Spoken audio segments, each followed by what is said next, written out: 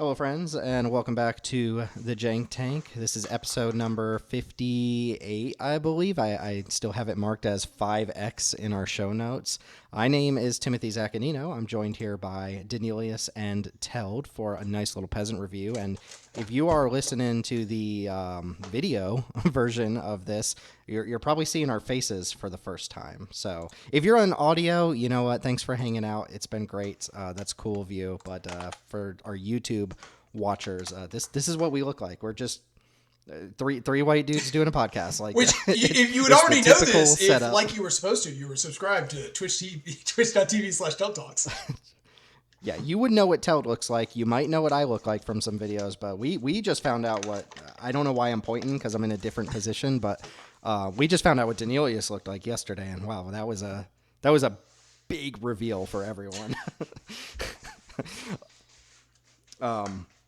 Teld is going to be, I guess this is a great place for our video listeners to give us a lot of feedback on what works and what doesn't work, because this is our first time trying it. We have this kind of jerry-rigged up to kind of work. There's probably going to be some sort of issue. I'm that type of person. I anticipate there will be some sort of issue in the 2 hours that we're going to record, and if that happens, if you see something, if you have ideas for room for improvement, let us know, and we'll do our best. There's also going to be a lot more stumble-ins and ums, and you might see me pick my nose once or twice because that gets edited out. Honestly, Daneelius farts so much during these recordings that get edited out that no one's ever heard before, but it's all live. Yeah, they're going to hear the trumpet solo. You're going to hear it. That also, I assume, is Teld's real room that he... I am recording from an undisclosed location that is definitely my room. Yeah. So yeah, thanks for being here, folks, and hopefully this video thing works out. It's something we've wanted to do for a while. Really got to give Daneelius credit for giving us the push to do it. And if you can't tell, my webcam's in an awkward spot, so I'm sorry if I'm not like directly staring into the webcam and my microphone's like right here and all that. But we'll work on it. We're doing it live. We're here to talk about Peasant Cube for Lorwyn Eclipsed. You probably already have a sneak peek of a little changeling on your screen somewhere around here. That's going to come up very, very early on. Lorwyn Eclipsed, first set of 2026, super hyped up. I don't know what the word on the street for you guys is, but I feel like people deflated on this set after spoiler season. Like, I feel like it was super, super hyped up, and then spoilers kind of came out rapid fire with a bunch of leaks at the beginning of last week, and then people are just kind of like, yeah, this set looks fine. I don't know. Is that the general consensus? Because that's what I'm feeling from the few people I've talked to. That was my experience. I mean, I was really looking forward to this. I thought the early previews looked super cool. I was like, man, we're getting evoked. That's going to be awesome. They even scam fixed it. And then they did the impending thing. They took the coolest mechanic in the set and only gave it to a cycle of mythics. And then it turns out the actual set is nothing but tribal synergies and like really weird parasitic mechanics, which I think the tribal stuff will just actively make for a bad limited format in general. I'm willing to be wrong on that, but like I generally do not like these sort of typal matter synergies in limited unless it's like one or two. I don't mind occasionally playing like ninjas or allies or whatever occasionally popping up, but these like every deck is trying to draft these more linear kind of draft strategies. Not really my thing. I think the set looks less interesting than when I first was thinking about what it might look like. I was thinking a lot of common evoke creatures and stuff, and that's not what we got. There's still a couple of bangers in here, but yeah, I think in general I'm pretty down on this set in general. Yeah, I still have high hopes for it for retail limited. I think the big question is just whether or not the non-creature type decks are as good as the creature type decks, the typal decks. I'm worried that the typal decks are just going to dominate, and if that's the case, that's going to make for a much less interesting draft format. But if the non-typal decks are competitive, then I think the draft format can still be pretty rich. From a cube perspective, this might be the least exciting cube set we've gotten maybe ever, or at least in the last like 4 or 5 years, since Zendikar Rising. So there's still luckily a few bangers. There's some really good cards here, but I think not very much depth. I'm not probably going to add more than, 7, 8, maybe 10 cards to my cube, but probably not. So that's the only downside for me from this set is we're not going to see a lot of these cards in cube most likely. Yeah, my one big concern about this set, just from a retail perspective, and then we can move on to Cube, is just that like Zendikar Rising is actually one of my favorite draft sets, and the reason I think it works out so well is that in addition to having those kind of typal synergies, first of all, they're not particularly dense. So like if you're playing the White Red Warrior deck, really there's only like 2 or 3 cards in the set that actually care about that.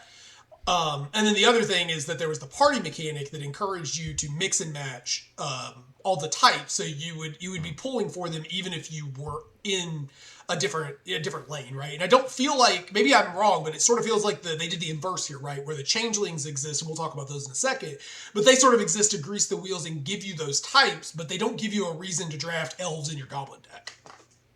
No, they really don't. I mean, yeah, that's a big part of the set, and that was always going to be a big part of the set, given the focus of Lorwyn on the 8 main creature types or whatever, or Lorwyn, Shadowmoor, etc. I'm gonna be an apologist, as I usually am. I think everything looks sweet, but I gotta admit it's not looking like a very good cube set. That said, we're still gonna talk about cards for 2 hours, so I do want to just get some. There are so many D's here, though. I'm gonna get something. I'm going to get something off my chest real quick. This is not directed at either of you two. I just want to clear up the terminology, typal versus kindred versus tribal, because, and I haven't told anyone this story yet, but we keep getting very nasty messages from people at work, at my job. Anytime we use the word typal in our newsletter, someone feels obligated to email us and threaten to unsubscribe because we use the word typal, which is just, to me, the most crazy thing in the world. But people are still upset about that. But just to kind of be very clear about what those 3 words mean, kindred is a card type. Kindred is in the rules of Magic the Gathering. It appears on cards. It is the replacement for tribal, which was the old word. They replaced it for whatever reason. There were real world reasons that they replaced it. Nobody was offended. It wasn't one of those things. They just replaced it because they wanted to use something that didn't really evoke the real world as much, and that's perfectly fine. They did the same thing with like Umbra armor versus totem armor, So kindred is just the card type that you'll see that replaced tribal. Tribal is no longer a card type. And then typal is just a slang term. I was listening to a very credible podcast, and they saw a kindred card from this set, and they're like, oh, we're not using typal anymore? And it was like, no, typal was never a card type. Typal is just the language that they use internally at Wizards, which is the word that I prefer to use because that's how they talk about it at Wizards of the Coast. And I just like to align the way that I talk about cards with the way they talk about cards. I don't care if my co-hosts use the word tribal. It doesn't bother me. I don't think it's a particularly offensive word like some people have kind of signaled towards and such. But I just want to be very clear. If you hear me use the word typal, I'm referring to things that care about creature types, just generally slang. If you hear me use the word kindred, I'm talking about the actual card type kindred, which matters for like delirium or whatever.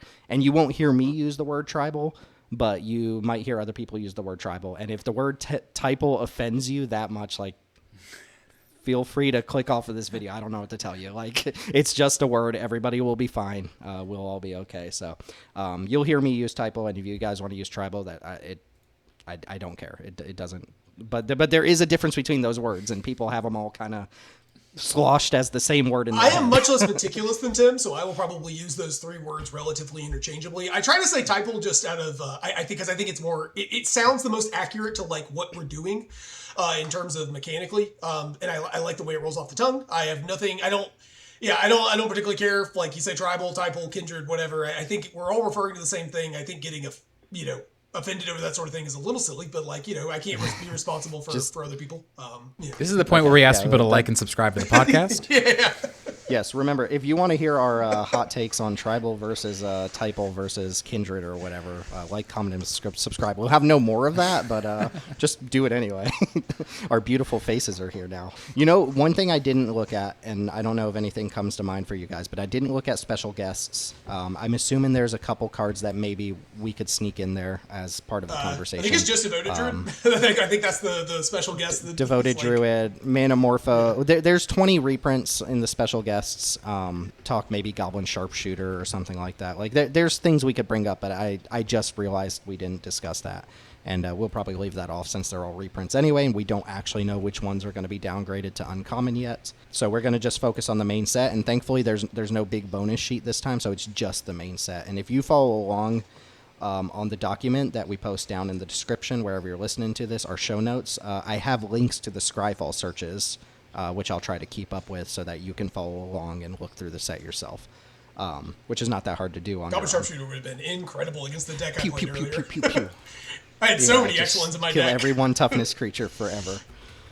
Yeah, I do think that card has merit, but Daneelius, do you want to chat about the grading skill real quick? Again, this is all written out in the show notes. You can go over it yourself, but we should probably mention it because it's still fairly new thing for us. Sure, yeah, we're going to use the kind of traditional A through F limited resources grading scale. A's are going to be for bombs and hyper efficient cards, best in class cards. You rarely pass these. You'll often splash these. Some examples: Fear Fire Foes, Shelter by Ghosts, Mayhem Devil. B's are going to be pulls into a color, archetype, or strategy. Usually going to go within the first few picks of a pack. These are the way to kind of I think about these are how happy are you to take this card as kind of the first card of its color in your pool. And they'll range from B minus, which are going to be kind of weaker pulls into a color or strategy, up to B pluses, which are really strong pulls into a color or strategy. Some recent examples would be, Sunpearl Kirin, Samurai's Katana, Stock Up, Fire Magic, Use Social Engineering. Yes, Use Social Engineering. You put my Sunpearl Kirin, you put my boy Sunpearl Kirin up there in the A tier. Yeah, Fire Magic. I did not consult my co-hosts in assigning these grades. So, and then C's are going to be kind of the pawns of Cube. They're going to make up more than half of your deck. C pluses are going to get played most of the time, 85% plus, but aren't necessarily pulls. C minuses will get played less than half the time, and then straight C's are somewhere in the middle. Cryogen Relic, Forecasting, Fortune Teller, Descendant of Storms, Momentum Breaker. These are examples to me of different C's. D's are narrow cards you're generally unhappy to play in most decks. D pluses you might be willing to play kind of in one strategy, but they're pretty narrow. And then D's, D minuses, these are cards that might be fun, but are generally too narrow or weak to run. A D minus is kind of like a slap in the face that we give when we technically can't give it an F because it technically could maybe be played somewhere. And then Fs are cards that we're really saying are basically unplayable. You should probably not include these cards ever. A good example of that is going to be Coral Sword. That's for you, Teld. Don't play that card. Don't play that in Cube. But wait, there's a new guys. There's a new Coral Sword in this set. Let me sell you on it. It's so bad. It's so bad. I will say that unfortunately, a lot of the cards in this set review are going to be Ds and Fs, just because there's not that many great cards in the set. But we have a few bangers. I think there's like 4 cards that get into the B range for me. I think there might be more, but I think that's about it. I like that Teld's got like this ghost shadow following him around as he rocks his tree. It's great. Okay, so yeah, that's our grading scale. Honestly, F usually comes up for cards that are either like we think it's cool but not actually good, or a card that Daneelius thinks is like a B plus that I think is terrible. And I'm usually like more wrong than right, but yeah, we have some differences in gradings. We're not gonna discuss every single grade for every single card for all 3 of us, but especially when there's a big gap between our grading, we'll bring up the actual grades, and you can see all our grades laid out. Usually we're within about a half a letter notes. grade of each other. Yeah, we're usually pretty close, which makes sense. But before we get into card by card here, we did want to touch on one of the mechanics here, which is Changeling, which is returning for this set. Changeling obviously is a ability that gives the card in question every creature type in every zone, which is always cool. If you're instructed to fetch a goblin from your library, you could fetch a Changeling card, which is, I think, always neat. There's a bunch of Changelings in this set. There's even a cycle of hybrid Changelings. I think they're the first hybrid Changelings in Magic. I could be incorrect, but I think that's true. And there's a bunch of them here. At least like 8, 9, 10 of them in the set that like you could justify talking about them if you're in a cube that cares about creature types, like some sort of typal cube, or even if you have an archetype that's really heavily based on creature types, like good old blue-black ninjas or whatever. They're so prescriptive, though, that you need to be doing that thing to really justify playing majority of them, that we figured we would just kind of discuss Changeling as a whole here. And then if you guys have a particular Changeling or two that you think is worth shouting out, let me know. But Changelings are interesting. They're just not generically strong cards, right? They need to be in an environment where Changeling actually matters, not just like a throwaway line of text. Yeah, I think the one that I do want to mention here is the green one that I think, the more I thought about it, I think it's probably like close to Rec Sage Plus. I think two power on Rek'Sage obviously lets it trade a little bit better with real cards, but I think the being able to block tokens is pretty relevant. This is the 2 and a green for the 1/2 that is destroying it up to one target artifact or enchantment as Changeling. I think if you're gonna if you're playing Rek'Sage and you're playing some stuff like Torgal and that's the mana dork that cares about dogs and wolves, and if there's a few cards like that, if you've got a couple of those, I think this is probably enough more interesting for those little synergies that you could consider that. I think, just because I think that one is actually pretty close to on rate. The only other one that I think is particularly worth noting is the clone. Yeah, which we'll talk about separately in the actual episode here. That's, I think, the only changeling we're going to talk about separately because I think it's cool. Yeah, I would just say that if you are running a cube where creature type matters a fair amount, I would strongly suggest you take a look at all these changelings, because I do think that changeling is kind of what makes the draft a lot more interesting if you're running a lot of typal synergies. If you don't have changeling adjacent cards, then you see a creature and it's just so prescribed where it's probably going to be best played that you end up just having kind of a lot of secret gold cards in your environment. I think having a lot of changelings that can go into multiple different archetypes is one way to really help that out if you happen to be doing a lot of typal stuff in your cube. But I think in the average cube, most of these cards don't really matter. Even the Rek'Sage variant you talked about, it's like, yeah, sure, you can play that if you want. I don't think it matters that much compared to Rek'Sage, but there's maybe a little bit more additional ways to synergize with it. And we have Masked Vandal already, which I think is, on average, probably better than that. Yeah, obviously, they're a little that one requires fodder in the graveyard, but it exiles. It's a 2-drop. I really like it's got better stats. I really like my Rek'Sages to be reliable. I think that's my big problem with that card. But I was thinking about it when I started talking about it, that it is probably Teld's creatures never die. They're never in the graveyard. Confirmed earlier. We played a bunch, and even if they were in the graveyard, you just pick them up with your Shepherd or the Cloudfield Shepherd or whatever. He's just defending it because he has a changeling hovering above his head. It's actually above your head on my screen. So the audience, you're going to say that joke's going to go over the audience. That's true. Yeah. I keep forgetting our setup. I keep pointing at things like... if you're trying to point at a card, you need to point directly up. Okay, there you go. The last thing I'll say about changeling is I actually really love changelings when they make the cut, because they lead to all these stupid gotcha moments where like the trinket text on a card will suddenly matter that you've never cared about. And I got to introduce I was talking to Carbon and I was like, he didn't know that Glorybringer couldn't target dragons. Another example being Overlord of the Baelmerk can't pick up avatars, and that's never mattered once in the history of Magic, but it's like You'll mill a changeling and be like, why can't I pick this? But then we had a whole avatar set. How can it not matter? Yeah. Well, I guess they can't pick up each other. That's the funny thing with the green Rek'Sage changeling, right? It works with Torgal, but it doesn't work with the new one that cares about like non-human creatures or whatever. Sure. So yeah. Anyways. Yeah, you can't mutate onto them is a thing that comes up sometimes. It's silly. I love that sort of stuff though. I made a video 4 years ago of like a really poor PowerPoint video of like, here's all the changeling interactions that can happen in our mainline cube, and it was like 15 things that could come up. It does appear there seems to be a dividing line between people who think that's really amusing and part of the joy of cubing, and people who think that that's miserable and feels bad and gotcha. I love it. I love gotchas like that. Like when Quest and Beast gets you, like when you play the One Ring and someone kills you through it with Quest and Beast. Isn't that just I actually great? was convinced. Everybody pauses. The One Ring was a bad card when we played it in the JDG cube, because every time somebody played it, I just played a Questing Beast and just Quest and Beast and kill. Yeah. Okay, let's get into cards here. We're gonna go in Wooburg order. I know Limited Resources likes to like cycle through the colors, and I've started wondering about that myself, because in the mainline reviews, I noticed we always spend a huge amount of time on white, and then we were like, oh, we're an hour and a half into this. Let's speed it up for all the other colors. But we're gonna start with white, so whatever. And this first card is. Let me know if it came up and looks good on the screen.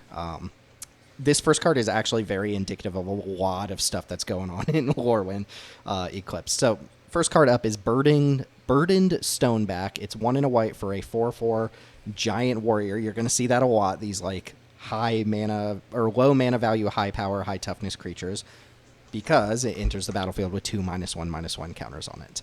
It also has 1 and a white, remove a counter from this creature. Target creature gains indestructible until end of turn, but you can only activate that as a sorcery. So there's got to be like 20 of these things in this set that have these huge stat lines, but come in with -1/-1 counters, and most of them have activated abilities or some way to remove the counters from themselves, so they become stat beasts over time. And you can think about this as like a 2-mana 2/2 that lets you pay mana to like put a +1/+1 counter on it. Is kind of like, it reads like drawback, and everything in the set reads like drawback, but really it's just kind of the way that it's been templated. So this is not an immediately super powerful card. I would like to get your guys' take on it. I think there is a cool play pattern here of play this on 2, play a 3-drop on 3, and then turn 4, unload both counters, make this and another creature indestructible, and then you're hitting with a 4/4 indestructible and whatever you played on turn 3. But obviously that's like incredibly telegraphed. You know. Do you know how much I can do with 2 mana?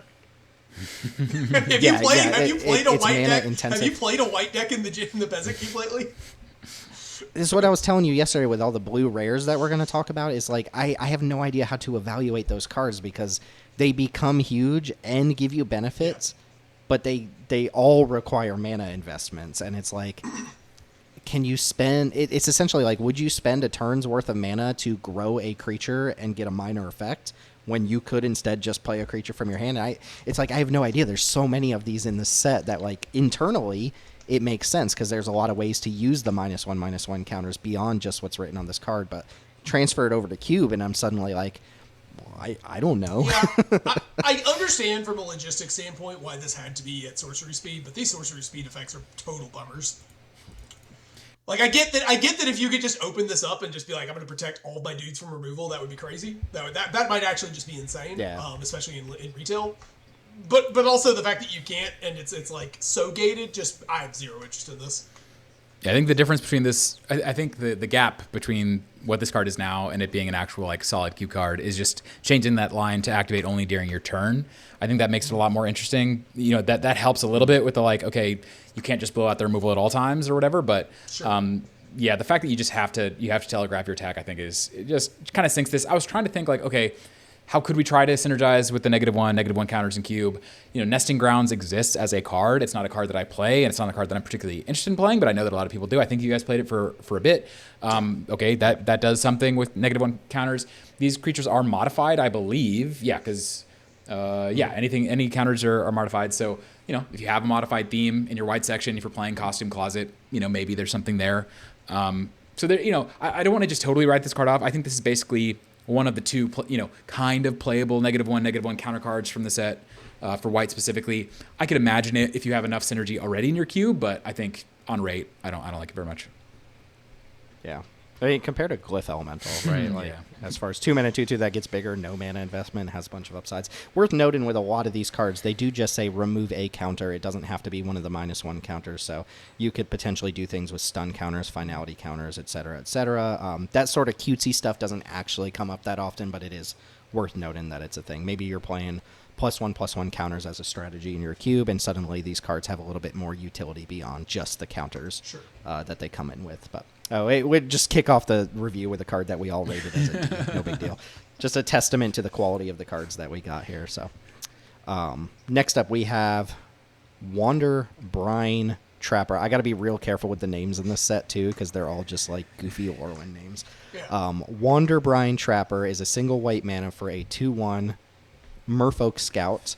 Savannah Lions alert there. You can pay 1 and tap it. Tap another untapped creature you control to tap target creature an opponent controls. So kind of a traditional tapper that lets you have to tap this plus something else, but that's kind of like the Merfolk theme in the set, right? Is tapping your other stuff for benefits. I mean, it's a Savannah Lion, so I know me and Teld are already predisposed to be like, I don't know about that, but it does have upside. You know, Savannah Lions with upside. I've been got by this so many times lately, but maybe this one gets there. We don't play with a lot of tappers. Tappers are good. They just tend to not print good tappers. Yeah, I mean, these tend to play reasonably well. They're particularly good against green because green tends to spend a bunch of mana to put a big thing into play. Savannah Line stat line is bad, but part of the reason it's bad is that when you draw it in the mid game, it doesn't do anything, and this does. I mean, this is obviously not the card we got, but if this said tap another untapped permanent you control, then I would be super into this actually, because then it'd just be doing you can tap Carrot Cake or whatever. This card's like for Savannah Lion, I'm rating it higher than I normally do. I get into the C range. I think it's totally playable, and that's more than I can say about your average Savannah Lion.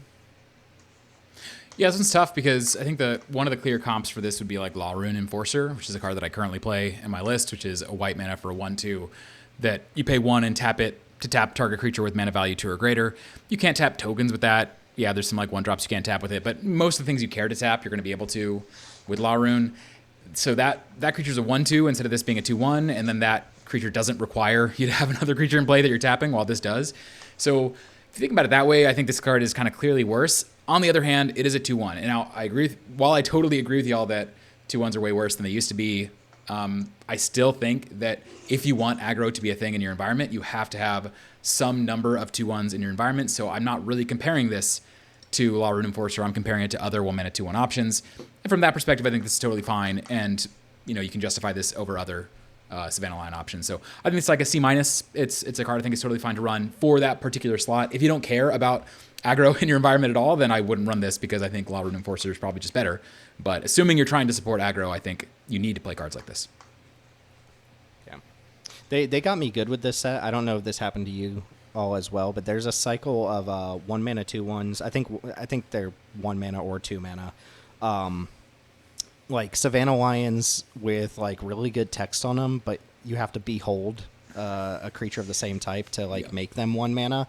And every single time I saw one of those, I was like, oh, Savannah Lions with a bunch of text on it, they're finally doing it. And then I don't know if you guys do this, but I tend to read cards like new cards from the bottom up for some reason. And it's like, here's the good stuff. Here's some good stuff, and then it's like you have to play this in an elemental deck. It's like I don't normally do that, but I will admit when I loaded the Goblin one, it's like a black can't block 2/1 when it dies, kill a creature with two or less mana value. I was doing that, I was reading it, I was like, oh my god, this is actually like, hey, talk about 1-drops that are playable. Let's go. And then you get to the top, and it's like that is it's the story of this set. Is every card reads amazing until you get to the last line or two where it's like the number of elves you control, and it's like all right, let's go on to my little Moonlit Lamenter here. Sorry for the spoilers or whatever for anyone who's seeing all the cards we're going to talk about. But Moonlit Lamenter, 2 and a white for a 2/5 uncommon tree folk cleric, enters with a -1/-1 counter on it, so 3 mana 1/4.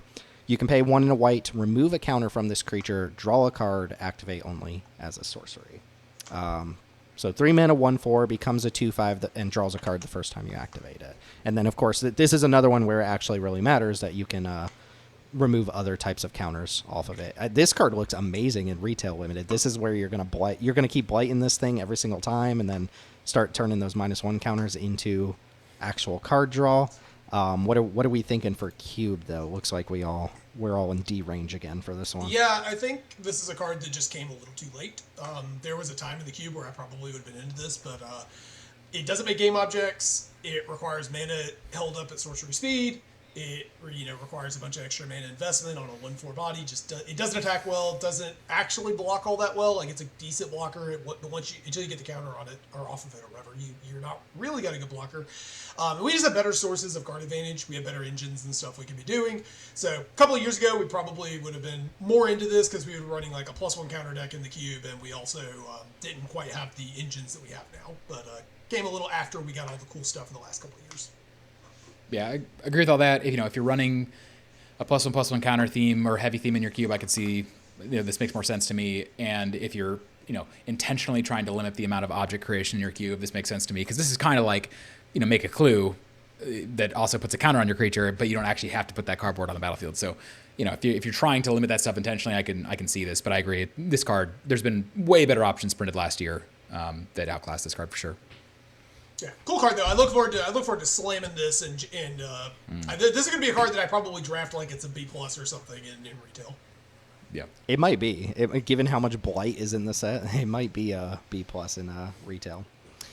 Personify is up next, getting into a couple spells here. Personify is 1 and a white for an uncommon instant. Exile target creature you control, return it to the battlefield under its owner's control. Create a 1/1 colorless shapeshifter with Changeling. So kind of a ephemerate cloud shift type effect that leaves you behind a 1/1. Probably better to think about it as just a 2 mana 1/1 creature that blinks something.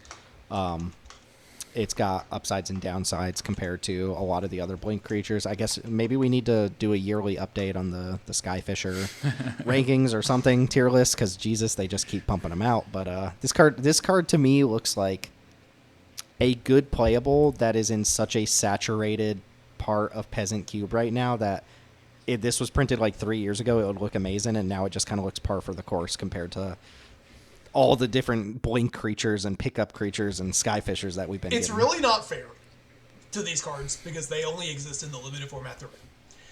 But it is also the case that every single one of these we get from now on will be compared to the cards Flicker, Wisp, and Sun Procuring, and those cards are such a high bar that I just don't see them printing one that clears it anytime soon. Coca-Cola, not a sponsor. I don't know if I have to say that. It was blurred until you held it up to the camera. You couldn't really tell. It could have been an off-brand Yeah, site. could have been anything. Yeah, it's funny because they gave this card the treatment, the promo treatment, which is basically their way of saying like, hey, this is one of the peasant bangers in the set. And Yeah. I could be wrong. You know, I think what you said at the beginning is correct, which is like I think you're supposed to see this mostly as a 2-mana 1/1 creature, except it's way worse than a 2-mana 1/1 creature because you can't pick it up with your other Skyfishers. You can't return it to your hand with your Shepherds. Like, so based on how Peasant plays today, in my personal opinion, this card makes way less sense. Yeah. If you're still doing spell stuff, you know, as a major theme, if you're doing Wrath stuff in your blue-white section, whatever, then I think this immediately becomes a lot more interesting and exciting. But personally, I want all my Skyfishers and those types of cards to be actual permanents, and we have them. So there's no reason to play this card because we already have those permanent-based Skyfishers. So for me, I don't like this card very much at all. I gave it like a D+. I think we all were kind of in the similar range of D+, C-. It wouldn't shock me to see this in a cube. I just don't really see the need to run it. I do think, the spells thing is a good shout there. If you're trying to I think if you were trying to depower some of the loopy stuff, this is a way to have those effects without it being abusable. One other thing, if you blink a Kieran with this, you get a token that then your Kieran can pick up and draw you a card. Hey. That. You can just make your entire white section all just nothing but Skyfishers, yeah. We've talked about that. You could do it, probably.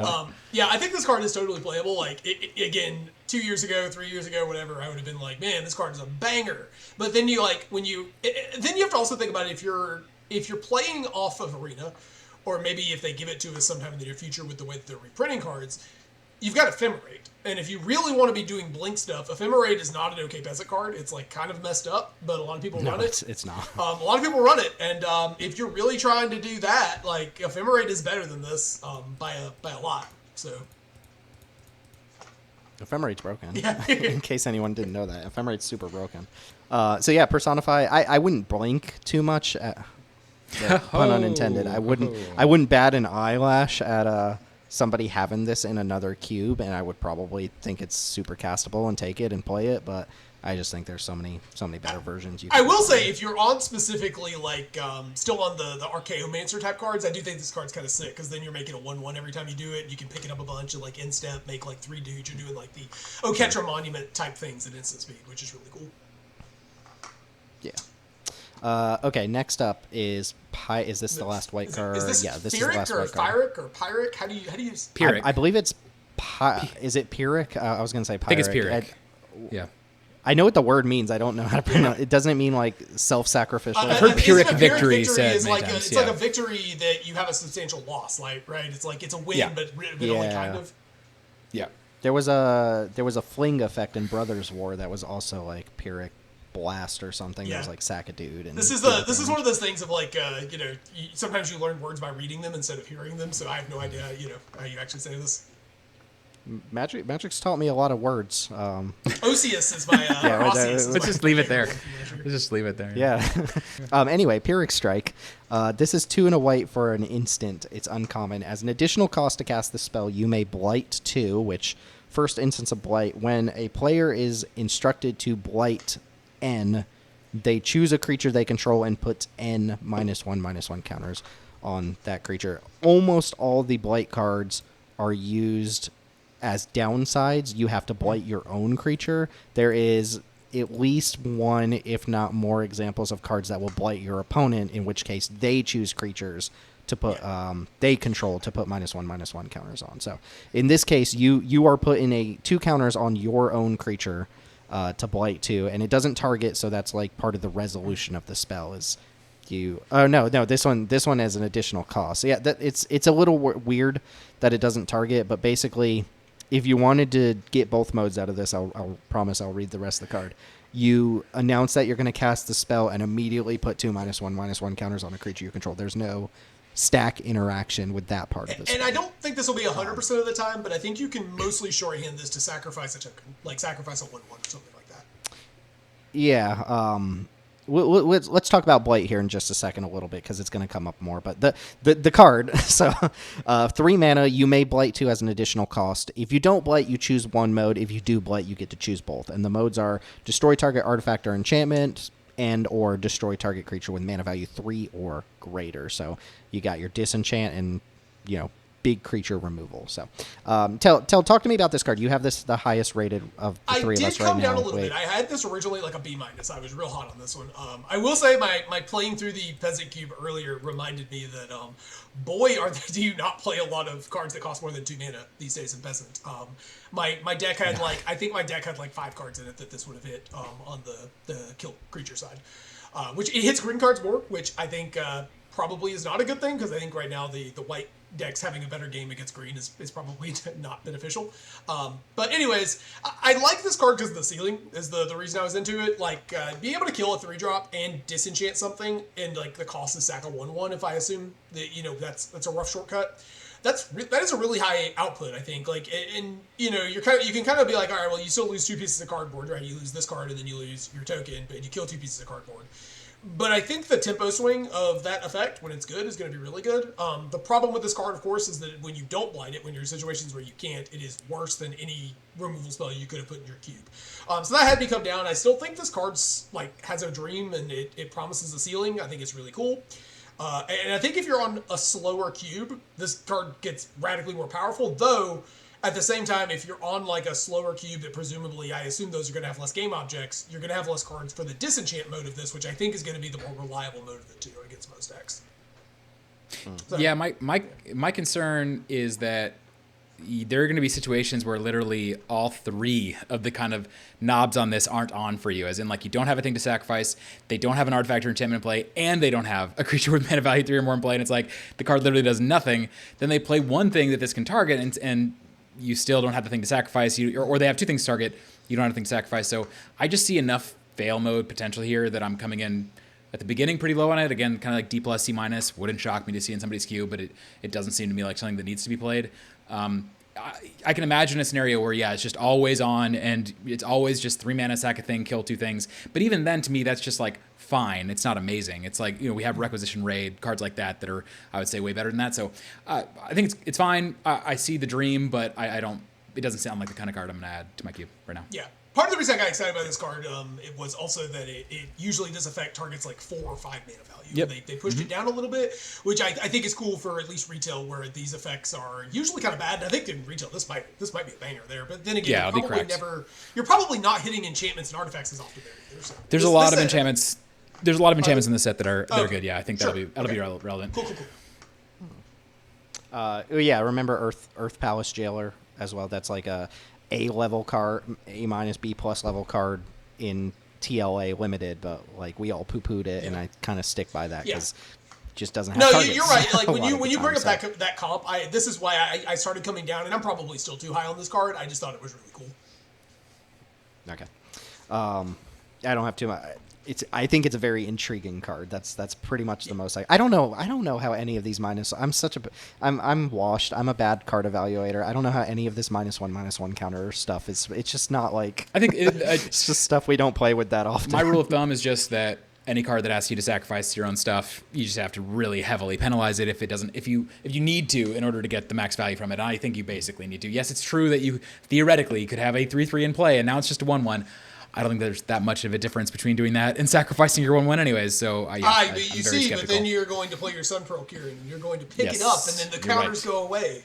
You're right. What was I thinking? You do get to absolutely punk pacifism type effects, unable to scream. Well, I guess you're unable to scream guy's still gonna die, but I guess that just reinforces the comparison of sacking your creature, because that's the way to manipulate pacifisms is to sack the thing from out. Mm-hmm.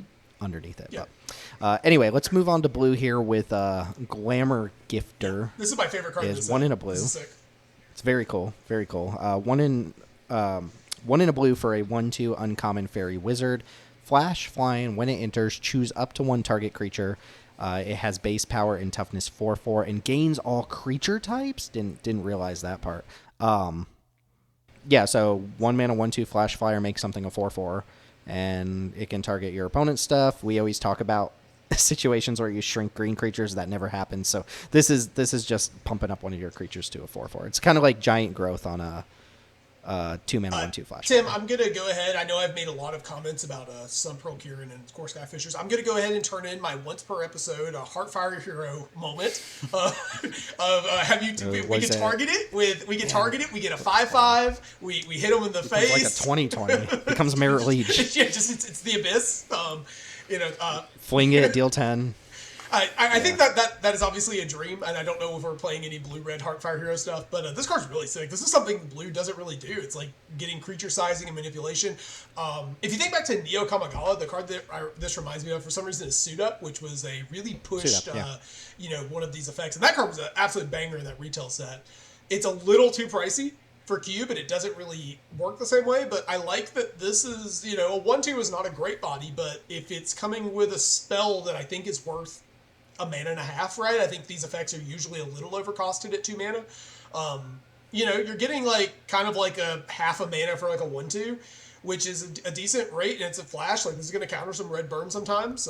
I think there's a lot to like here, and it's going to sneak some lethals. Like, I was talking earlier with Daneelius when we were drafting, and I'll have that video up, but we were talking about needing cards that let you push damage in these dirtly mid-range decks, and this is the same kind of card that it plays well with the Kieran space. It plays well in that space, but also gives you ways to win combats and to push through reach blockers and things like that. I think there's a lot going on here. I think this card's super cool if nothing else.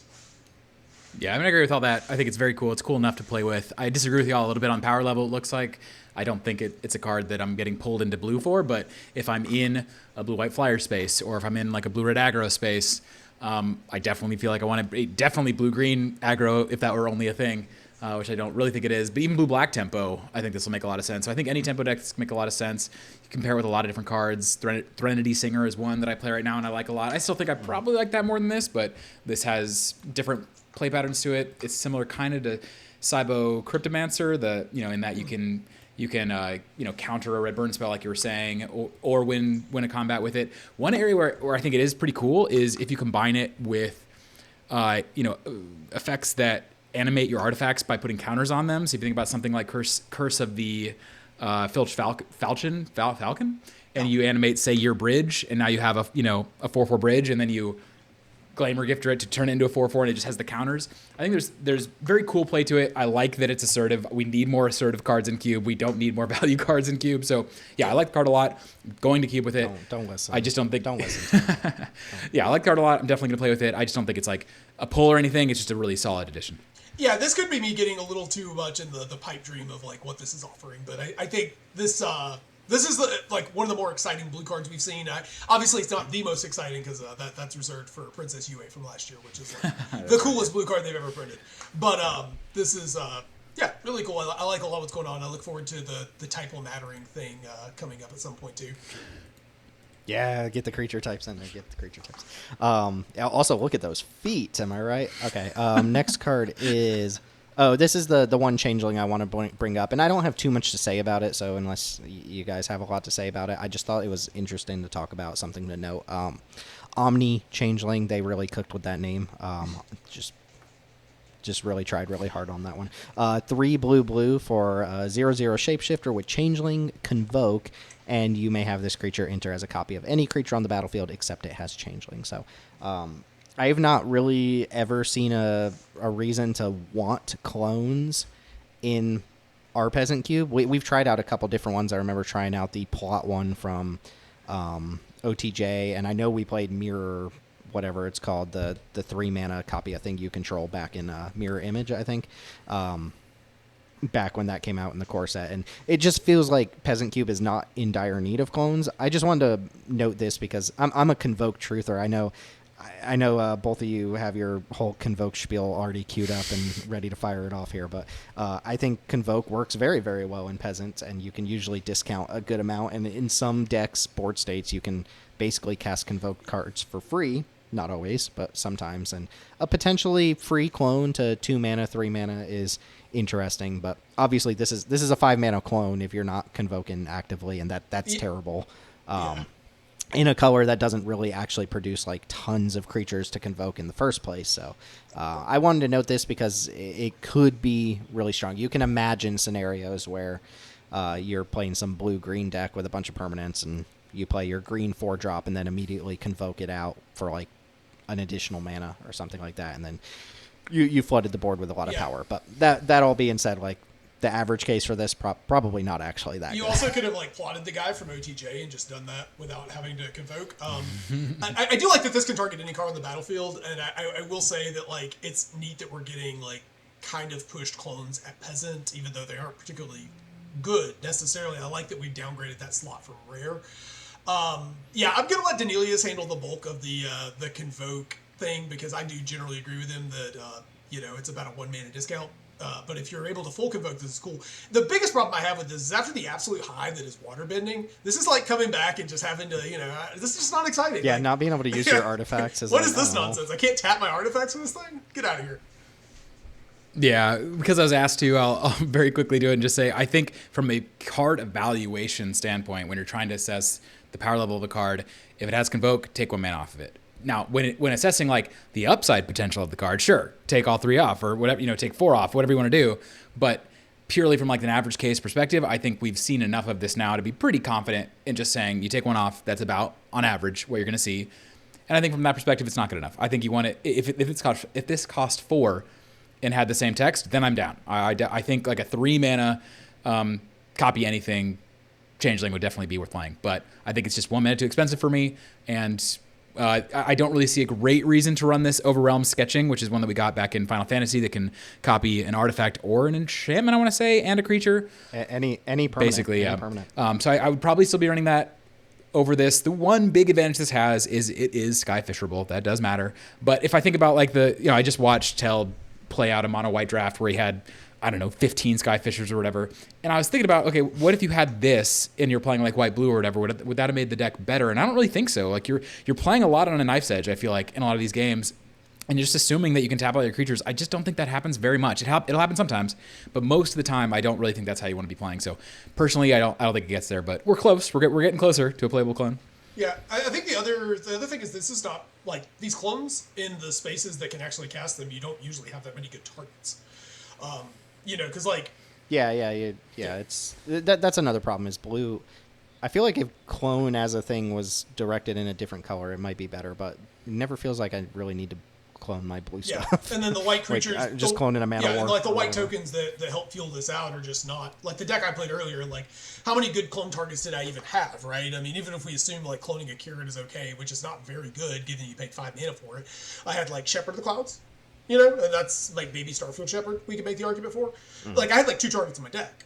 There weren't, most of the time it would be copying like a 1/1 token or something, and that's just, that's not very good. And you're kind of hoping your opponent has something that's good to copy, but that also just, at that point, usually if your opponent has something good to copy, you're not in a position to tap a bunch of dudes because you need to be able to block. Yeah, so I mean, we all clearly agree here. Like, this card is not good enough, but I wanted to bring it up. It's a cool card. As a potentially cheap clone. What else? I was gonna. Oh yeah, there's a 5 mana instant draw 3 discard a card in this set with Convoke that I think that card is decent. I don't think it's amazing, not enough to like warrant a whole conversation about it here. Somebody else came in our in our Discord server, which you can join with the links down below in the description of wherever you're watching this. Like and subscribe. And they said that like, comment, subscribe. They said that card looked absolutely amazing, and I think that was a little bit too much. But I think the whole like Convoke is 1 mana cheaper thing has always been true for retail limited, but I think there's so much. I think you can very, very often get it down to 2 minus, if not more. Sure. But I'm not here to debate Convoke too strong. There we are. Unwelcome Sprite. I used to get so excited about 2 mana 2/1 flyers. There was some excitement about like this 5 card. years There was ago. some excitement about this card. apparently, in Yeah. the Peasant Cube server that we were on. It's a fine card. Unwelcome Sprite is 1 and a blue for a 2/1 flying fairy rogue, and when you cast a spell during your opponent's turn, surveil 2. It's the whole card. What was it, Storm Chaser Drake or something? I remember that card coming out and being like, this card's great even if you never trigger it. It's a 2-mana 2/1 flyer, and it's just like that. We get one of these every set now, so it's not an exciting line. It really does come down to what the ability is here, and the ability's not nothing, but you could go an entire game and just never trigger this. Hopefully you wouldn't do that, but I would hope to have a little bit more proactive text on my 2-mana 2/1 flyer, or if I'm playing this, just have like a seeded archetype or something where I know I'm like constantly doing stuff on my opponent's turn. Blue-black flash is a supported archetype in the retail limited format. This is a fine card. Yeah. There's nothing really wrong with this card. Would it have been too much to ask for this card to have flash itself? I mean, that is a way to start making 2-mana 2/1 flyer look even better, is to start slapping flash on it. Because I don't think 2-mana... Do we have one of those? Do we have 2-mana 2/1 flash flyer at Peasant? Yes. Maybe? Zephyr Yeah, Sentinel. Sure. That card is good. And Plume Creed, which is Okay, like the yeah. GOAT. Yeah, those are Okay, both yeah. actually fantastic cards. Yeah, I think, like, I mean, 2/1 flyer is good when it loots, as we've learned from the mainline cube. This doesn't do that, but, like, I guess Surveil 2 is... It's, like, kind of in the same vein. The problem is that, you know, the Ilmag Pixie that this compares to triggers reliably every single turn of the game. And I don't think that card is good enough at all. This card... Is that the one that surveils when it yeah. attacks? Surveil 2 is a lot better, but like the kind of deck that probably wants to be surveilling 2, I almost wonder if it would have been better if this was... I mean, obviously having flash would have been better. But I wonder if a 1/3 body, even though I don't want more defensive stat lines, would have made more sense with what this card is doing. Yeah, I think it's pretty similar to Ilmag Pixie. I think Pixie's fine, but it's like a C- or, you know, what it's a very much a whatever card. We have more than 10 options for 2-mana 2/1 flyers now for blue on Arena. I don't really see why this one needs to get played over others, but sure. You know, I think the main message here is just that this stat line is no longer impressive. We get this every set, and maybe this is better than Pixie. I don't really care, because Pixie for me is kind of a marginal include anyways. To the point that like a one toughness stat line, if the card is not generating good value reliably, is like a pretty severe hindrance at this point. It's one of the most exploitable. It is the most exploitable stat line in Peasant Cube. I mean, half of the second half of this review is just cards that pick off one toughness creature. So, did you know Picklock Prankster picks up fairies out of the graveyard? Did you know that? It can pick up changelings out of the graveyard.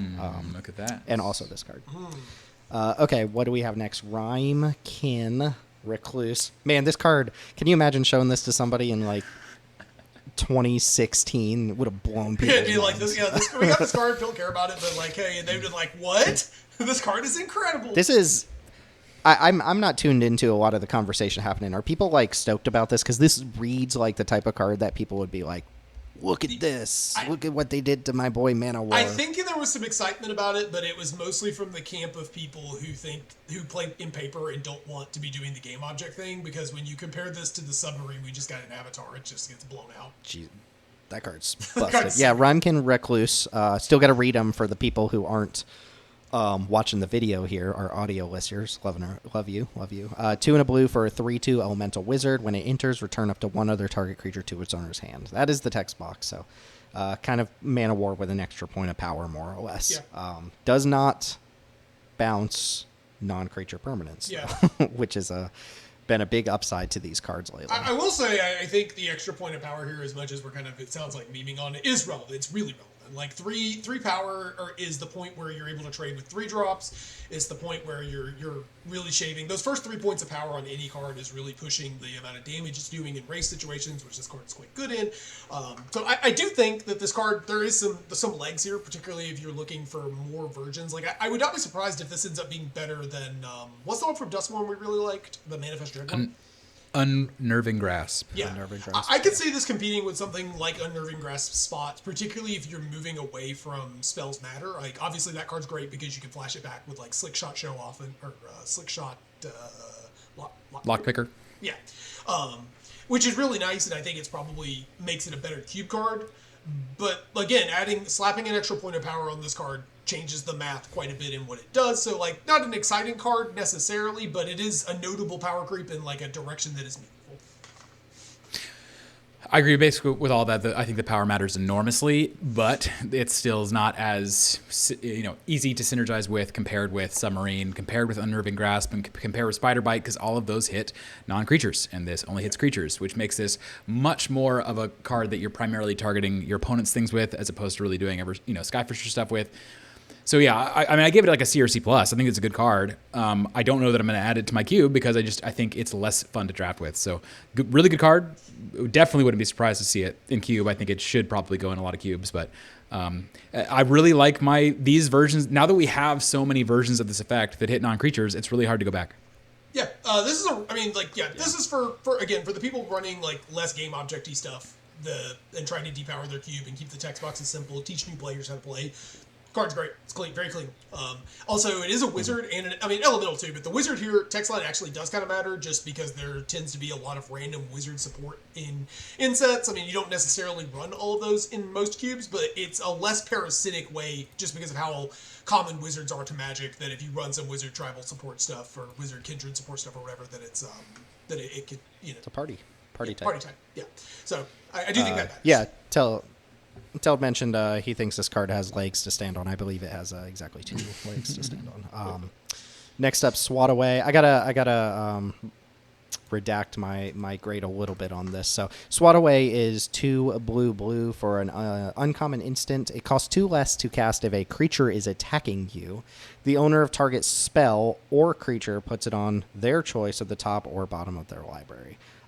So for if something is attacking you, you can put tuck a creature away for 2 mana. I kind of also shortcutted that to the spell for some reason. Like this could become a 2 mana quote unquote counter spell, but that's not going to happen a lot. Oh, yeah, unless something's getting cast mid combat. Relapse, that would have been insane. Yeah. Well, like that can happen. You can do that if something gets cast in the middle of combat and you're being attacked, but that's not the use case for the card. So this is kind of like 2 mana, tuck an attacking creature. This doesn't even have to target the attacking creature, just something has to be attacking you for it to get the discount, but you could tuck something that's not attacking. Or if you want to bounce a spell off the stack, that's always going to cost 4 mana, more or less. So yeah. Immediate comparison to Bury in Books, right? Which is a card I see in Peasant Cube sometimes, and I think it's just fine. It's the 5 mana Strixhaven one that bounces a creature but costs 2 less if something's attacking you. There's also Afara's Dismissal from March of the Machine, which could cost just a single mana, and Surveilled, I think, if something was attacking you. We've seen this sort of design. This one gets a little bit of bonus points for being 4 mana to also bounce a spell off the stack, which is not a good card, but it is modality here. Yeah. I mean, I like the design of this card. I just don't think that it's super good. I think it's totally solid to have like a 2 mana next snap effect. Blue is, I mean, what is it, Daneelius? You have it written in a couple of these spots. Blue, it has two colored pips, so it's invisible to you. I do think that is notable, that like there's going to be a lot of times where your mana just doesn't work to cast this. I also don't love that it's at its best against aggressive decks that have already been kind of struggling. Particularly, it's at its best against aggressive decks that are not going wide, that are trying to play like a Superior Foes of Spider-Man into like an Aemir or something like that, or maybe Aemir's a bad example because it makes a 1/1. But you gotta get my point. When you're not just making a bunch of tokens, but you're trying to actually commit real cardboard to the table, that's already a strategy that's been struggling in Peasant Cube lately, and this is at its best against those type of effects. Yeah, and you brought up 2 of the comps, Bury in Books and Afara's Dismissal, and I've played those cards at various points over the life of my cube, and they've just never been good enough. And yes, this has some extra modality with the 4 mana mode. I just think that's largely fake. Like the only time that's really that useful is when you have the game locked up and they go to cast their spell, and you're like, nope, time lock you, but I just don't think that's going to happen that much. And I do think what you brought up is the most important part, which is like, you can try to get more out of this card by doing stuff when your opponent's attacking you. So it's like they go to attack you and like, okay, in response, I'm going to do something else. And then they go to respond to what you've done because they're the one attacking. They have all their mana up, and you're like, okay, now I can go 2 mana, memory lapse your spell. But that's just not a very compelling play pattern to me. I think the downside here is too big. So not an exciting card for me, but and especially I think for like paper players who have access to memory lapse, definitely think they're not going to be that excited about this. But I can see it. I think it'll probably be solid in the retail limited format because Barry and FR's Dismissal were so good. So I would expect this to be a really good retail card. I don't expect this to be a very good cube card. Yeah, and I know we're kind of poo-pooing this card just a little bit, but I do want to just stress that I really like that they're continuing to innovate on this kind of design and trying to give some flexibility and also be like, modality on the cost and play patterns. But if you haven't played Peasant Cube lately, it just, I don't know why you're listening to a set review about Peasant Cube, but if for whatever reason you're not playing, particularly in our spaces where we're trying to like really push the power on a lot of these cards, like you don't run out of gas and all of your cards are cheap. You think we have like at least one hate listener who's an hour into this right now, just hating on everything we say? You guys are so wrong.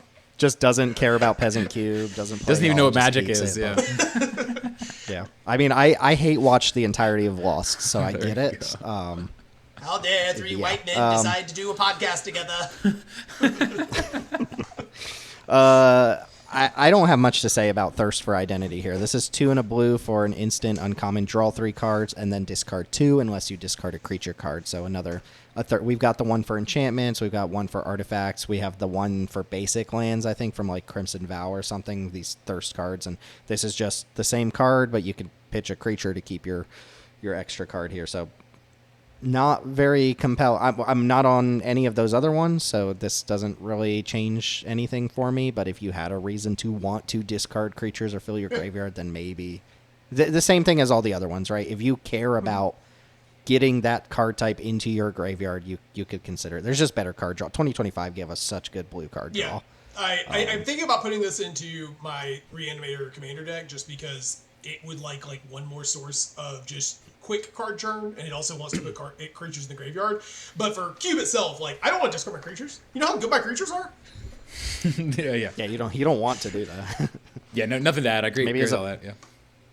Plant for mayhem, perhaps. This is how you're getting Chameleon in the play. The only thing I'll say is like in addition to all the Thirst cards that we have access to, and now we have like stock up, like you mentioned. We also got Brain Surge 2 years ago, and that card's crazy in Peasant now with fetch land. So for 3 mana draw, I feel like we have way better options than the Thirst cards now. Yeah, but you're gonna have to have a really good reason to want to play that. Iron Shield Elf. 1 in a black for a 3/1 Elf Warrior at uncommon. Discard a card. This creature gains indestructible until end of turn. Tap it. Where? That sounds awfully familiar. I feel like I've seen that text box somewhere. This is the exact text on Season Howled, yeah, right? it is. This is also really, really funny because the blight in this set, and it's a 1 toughness creature with indestructible. I assume that was a joke. That's the joke that they were trying to go for, and it's a chef's kiss. I think the joke here, well, actually, Green Black Elves has this sub theme of having an elf in your graveyard, so this is like an instant speed way to gotcha. Now I have an elf in my graveyard. Sure. I assume that's why this card is here. Why it was a completely color shifted version of Season Howlblade, I don't know, but I don't care about Season Howlblade. I heard that there's some hype surrounding this thing. Is that right? Are you okay discarding a card to kill a 1/1 token? Like I'm not, but it's in a better color for wanting to discard things if that's something you actively care about. Yeah. Like Daneelius, how just quick check-in, side check-in. How are we doing on Sandman's Rampage or whatever it's called, the -2/-2 mayhem effect? It did not stick around primarily because too narrow. It's just the places where people wanted to put in their deck. It just wasn't a card making the average deck, and I think Golden Demise or whatever is just going to get played more often. But I think sure. And yes, people are excited with this. I think that the people that are excited by this are also almost certainly excited by Season Howlblade, and we talked about Howlblade in our 2-drop white creature tier list. So go check out that video if you want to hear more of our thoughts on this kind of template of card. I'm very unimpressed by this template in Peasant. And before people turn us off because they don't want to listen to us, Season Howlblade was like an A or an A- or a B+ or whatever it was in its limited format. This card will also probably be insane in this limited format. I would be surprised if it's not very, very good in this limited format. Cube is very different. There's lots of little crappers lying around to block this with. It's just never getting through, very rarely getting through. So yeah. I also think when Season Howlblade was printed, it was a pretty good Peasant card. Like just times have passed it by. Yep. and this sort of effect, I actually think it is color shifted into a better color for discarding cards, but I also think it's color shifted into a worse card for what Seasoned Hallowblade is asking to do, which is like kill people dead. You don't get the Dragoon Lances or the +1 counters as much in black. Yeah, I heard somebody mention that they were playing Heir of Falconwrath before, and now they're excited because they can take that out and play this. I think that sort of thing makes sense. Like, if for whatever reason you felt Heir of Falconwrath was a card worth playing, then yeah, I could definitely see you shifting to this. Personally, I wasn't on that style of card before, but yeah, I can see it. I will say, to this card's credit, the line of play this on turn 3, flash in Gissa's bidding is kind of sick. That is the more you're synergizing around that stuff, the more this card definitely makes sense. Just I think in the average cube is probably not. Also, this card lets you play in hard mode. You could just pitch your entire hand and just see what happens. Yeah, but if you ever wanted to see if you can win from top decks on turn 2, it's almost strictly worse than 1 with nothing for that game plan, though. Oh, that's true. I don't know. There was an old Duels of the Planeswalker Xbox game where one of the achievements was win on a mold 0, and it was like trivially easy to do because the opponents did nothing but play 3 mana 2/3s. So, yeah, if you ever wanted to. Maybe there's a format there, no card format or something. I don't know.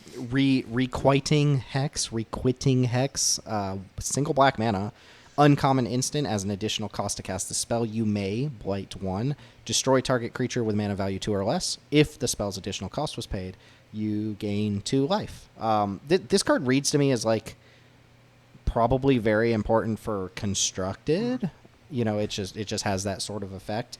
For Cube, I feel like we have enough 1 mana removal that kind of trades up towards bigger threats with Blood Chief's Thirst, Fatal Push.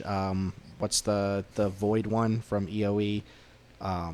Whatever that card's called. We have enough effects like that, I think, that this one isn't too exciting because it's literally restricted to 1 and 2 drops. But as we mentioned, that is generally a huge portion of creatures in most Peasant cubes. All the early game stuff. So it's restricted. I don't particularly love it. I gave it a C-. I think this is a fine card if you get extra life off of it and Blight doesn't hurt you too much. I think that this is perfectly fine, but it seems to me like the type of thing that you put in when you are actively trying to find more 1 mana removal spells and you're already playing Cut Down, Fatal Push, Blood Chief's Thirst, the Void card. I really can't think of the name of the card, but I will say from a design, it sort of feels like they do expect Blight to be a upside in a lot of situations. Because I think if I were designing this card, I would have it been like Blight 2 turns it into Fatal Push. That would have been my instinct with this kind of card, is to have it upscale with Blight, and it feel like a meaningful cost to sort of the sack a creature, destroy something variant of the set. But it does sort of feel like the Blight here is meant to be used to pump up to like help your board in some way.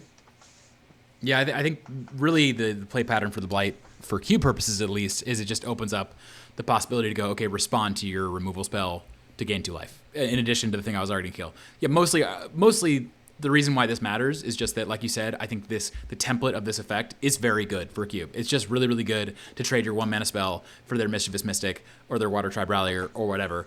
And there's enough of those now that I think it's totally fine if you just want to max on this effect and just have all of your removal if you want, or a ton of removal would be this. But I do think there's better options. So don't think I'll be adding it, but totally, I've talked to a couple of curators who are like, I just want as much 1 mana, playable 1 mana interaction as I can get. And if that's where you're at, then I think this is totally fine. Yeah, there's also some really funny angle shooting with this card of like Getaway Glamour says destroy creature if no other creature has greater power, and so you could like shrink your creature to if it's like on evens and stuff. There's little blight yourself in response. Yeah. There's little cute things you can do like that with this card, but I think on average this card is not the greatest thing, but it's also just anything that is instant speed 1 mana and can kill Sun Pearl Cure and its friends is instantly just a playable card in Cube.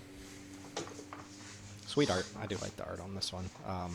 Don't like the art on the next one quite as much. Little lazy town looking puppet looking guy here. Just Darkness Descends. What a name though. AKA Black Sun Zenith. This is 2 black for an uncommon sorcery. Pretty simple. Put 2 -1/-1 counters on each creature. Early front runner for Adult Gold Dragon here. Daneelius, talk to me about this one. You have this graded in the B range, and we do not have a lot of Bs in this this review. Yeah, I mean, I think if this card is good, it's pretty hard for this card to not be a B level card, just because the impact that it's going to have in board states will be so massive. So, comparing it with the kinds of cards we have access to now, first of all, I don't think there's anything really in Peasant that does the -1/-1 counter thing in this way. There is Black Sun Zenith, and there's like one or two other cards that I don't really think make sense as comps at all. So this is doing kind of a unique thing that we haven't seen before. So comparing this with the general Infest template, most of the Infests that we play cost 3 mana. And the way that you kind of beat the fact that most Infests target both players is that you will try to play like X3s, for instance, or you try to play in a way where you can avoid having too many creatures in play at the start. Your opponent plays 3 or 4, and you wipe them. You can't do that with this. That first strategy of playing X3s doesn't really work particularly well with this effect because you're still going to be neutering your board. That being said, it wipes up your opponent's boards so effectively. And like I said, I was watching Teld earlier play his mono white deck, all about permanent value in play. And the number of times I just looked at the board and I was like, wow, if the opponent had Darkness Descends here, the game might just be over. And so I think that the output on this is absolutely ridiculous. And that suggests to me that this is probably a B-level card. It's probably going to be a dominant, important player in Peasant. But there is some downside. You definitely can end up destroying your own board. You want to be careful about playing this index where your plan is to put a lot of creatures in play, certainly. But I just can't imagine this card doesn't have the type of effect on games that leaves people being like, how am I supposed to beat that? Or, you're playing against the black deck and you're like, well, I hope they don't have Darkness Descends because I can't beat that card. I think it's going to happen a lot. I really like that the way you break parity on this card is by not trying to just both of you put a bunch of cheap things into play and then kill them. Right, because that's how you break parity on Golden Demise, for example. Is you're both playing the same game plan, and then you've got the Golden Demise, so you win. This card feels like it breaks parity in the way that we're trying to support a true control deck is what strikes me is this is like a true Wrath. This is a control deck's Wrath, and normally I'm pretty down on those kind of cards because I don't like that sort of gameplay in the mainline cube hardcore control because it plays so differently. But I think we beat up on a blue-black deck earlier, and I think this would have been a great card for a deck that's trying to commit to a control plan. A few things that are downsides, even if you're doing that though, is that if you've already played your Rise from the Tide and you have to pull the trigger on this, obviously you can't break parity with Golden Demise, but that you're kind of knowing that putting the card in your deck. What I do really like about this though is that if you have to use this on a 3/3. Or you have to use this on a board of green creatures or whatever, people have pumped up creatures to medium sizing, you can bring them all back down so that when you then play your hard evidence or you play your cheap blockers, those -1/-1 counters put you in a spot to be able to actually block with those creatures instead of being completely outsized. Oh, absolutely. That's the whole thing is that whereas before you're playing against, say, a green deck where your Infest doesn't work particularly well, this still works extremely well against those boards. I guess one concern I have with this is I don't necessarily know the Peasant really needs this. It's what is this going to be best against? It's going to be best against red decks and decks trying to be low to the ground and aggressive. It's is that really the play pattern that we're looking to stymie right now in Peasant? So I don't know that this is actually a really positive addition for Cube, but I have a feeling that it's going to be very, very powerful. Yeah, check back in with me on this one because to me it reads like Infest for 4 mana. It's it shrinks larger creatures, but are you mainboarding this? And then if you're not sideboarding it in against decks that have bigger creatures. So how often is it actually going to matter that it shrinks bigger creatures? And I guess the answer to that is when you are a hardcore control deck and you're just main boarding this, and then it's not dead. And there's spots where depending on the construction of your opponent's deck, you might not even have to board it out. That might be another advantage is that normally that Infest sweeper against a green deck, you have to board it out. But you social engineering has flipped that dynamic on its head because Infest is very good against you social engineering, and you don't really want it against the rest of their deck. So if you know that they have you social engineering and you need to leave in your sweeper, this being able to kind of shrink down their Stormkill Vanguards or something, and if you're running cards like Cut Down too, this can put cards in range of that that are even green cards. You can put a 4/3 in range of Cut Down. That's a good point. This is good against decks that naturally have big creatures and also token making because it'll sweep up a little bit of power and toughness off the big creatures. I guess that's what remains to be seen for me is how often is this better than Infest? Because if If it just is Infest for 4 mana in majority of situations, then you would just play Infest, right?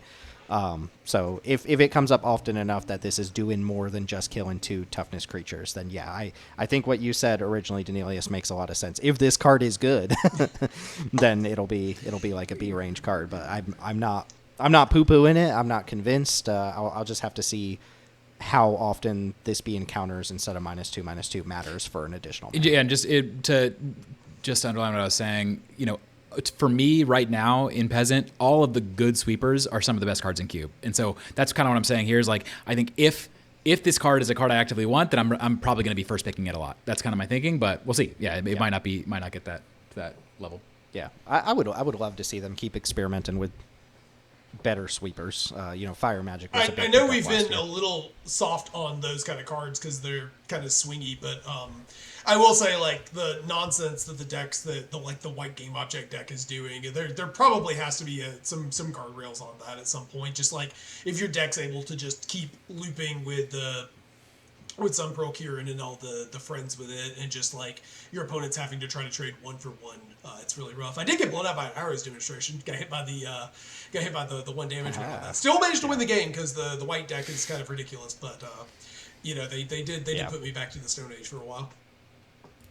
Yeah, we really need more requisition raid type cards, but repurposed as sweepers, because it's the enchantments and stuff that just help you rebuild so easily, even if your creatures get killed. But last black card I believe here, yeah, Scarblade's Malice. This is black mana for an instant at common. Target creature you control gains Death Touch and Lifelink until end of turn. When that creature dies this turn, you make a 2/2 black and green elf creature token. Oh, you remember earlier you were mentioning that Sharpshooter is a special guest in the set?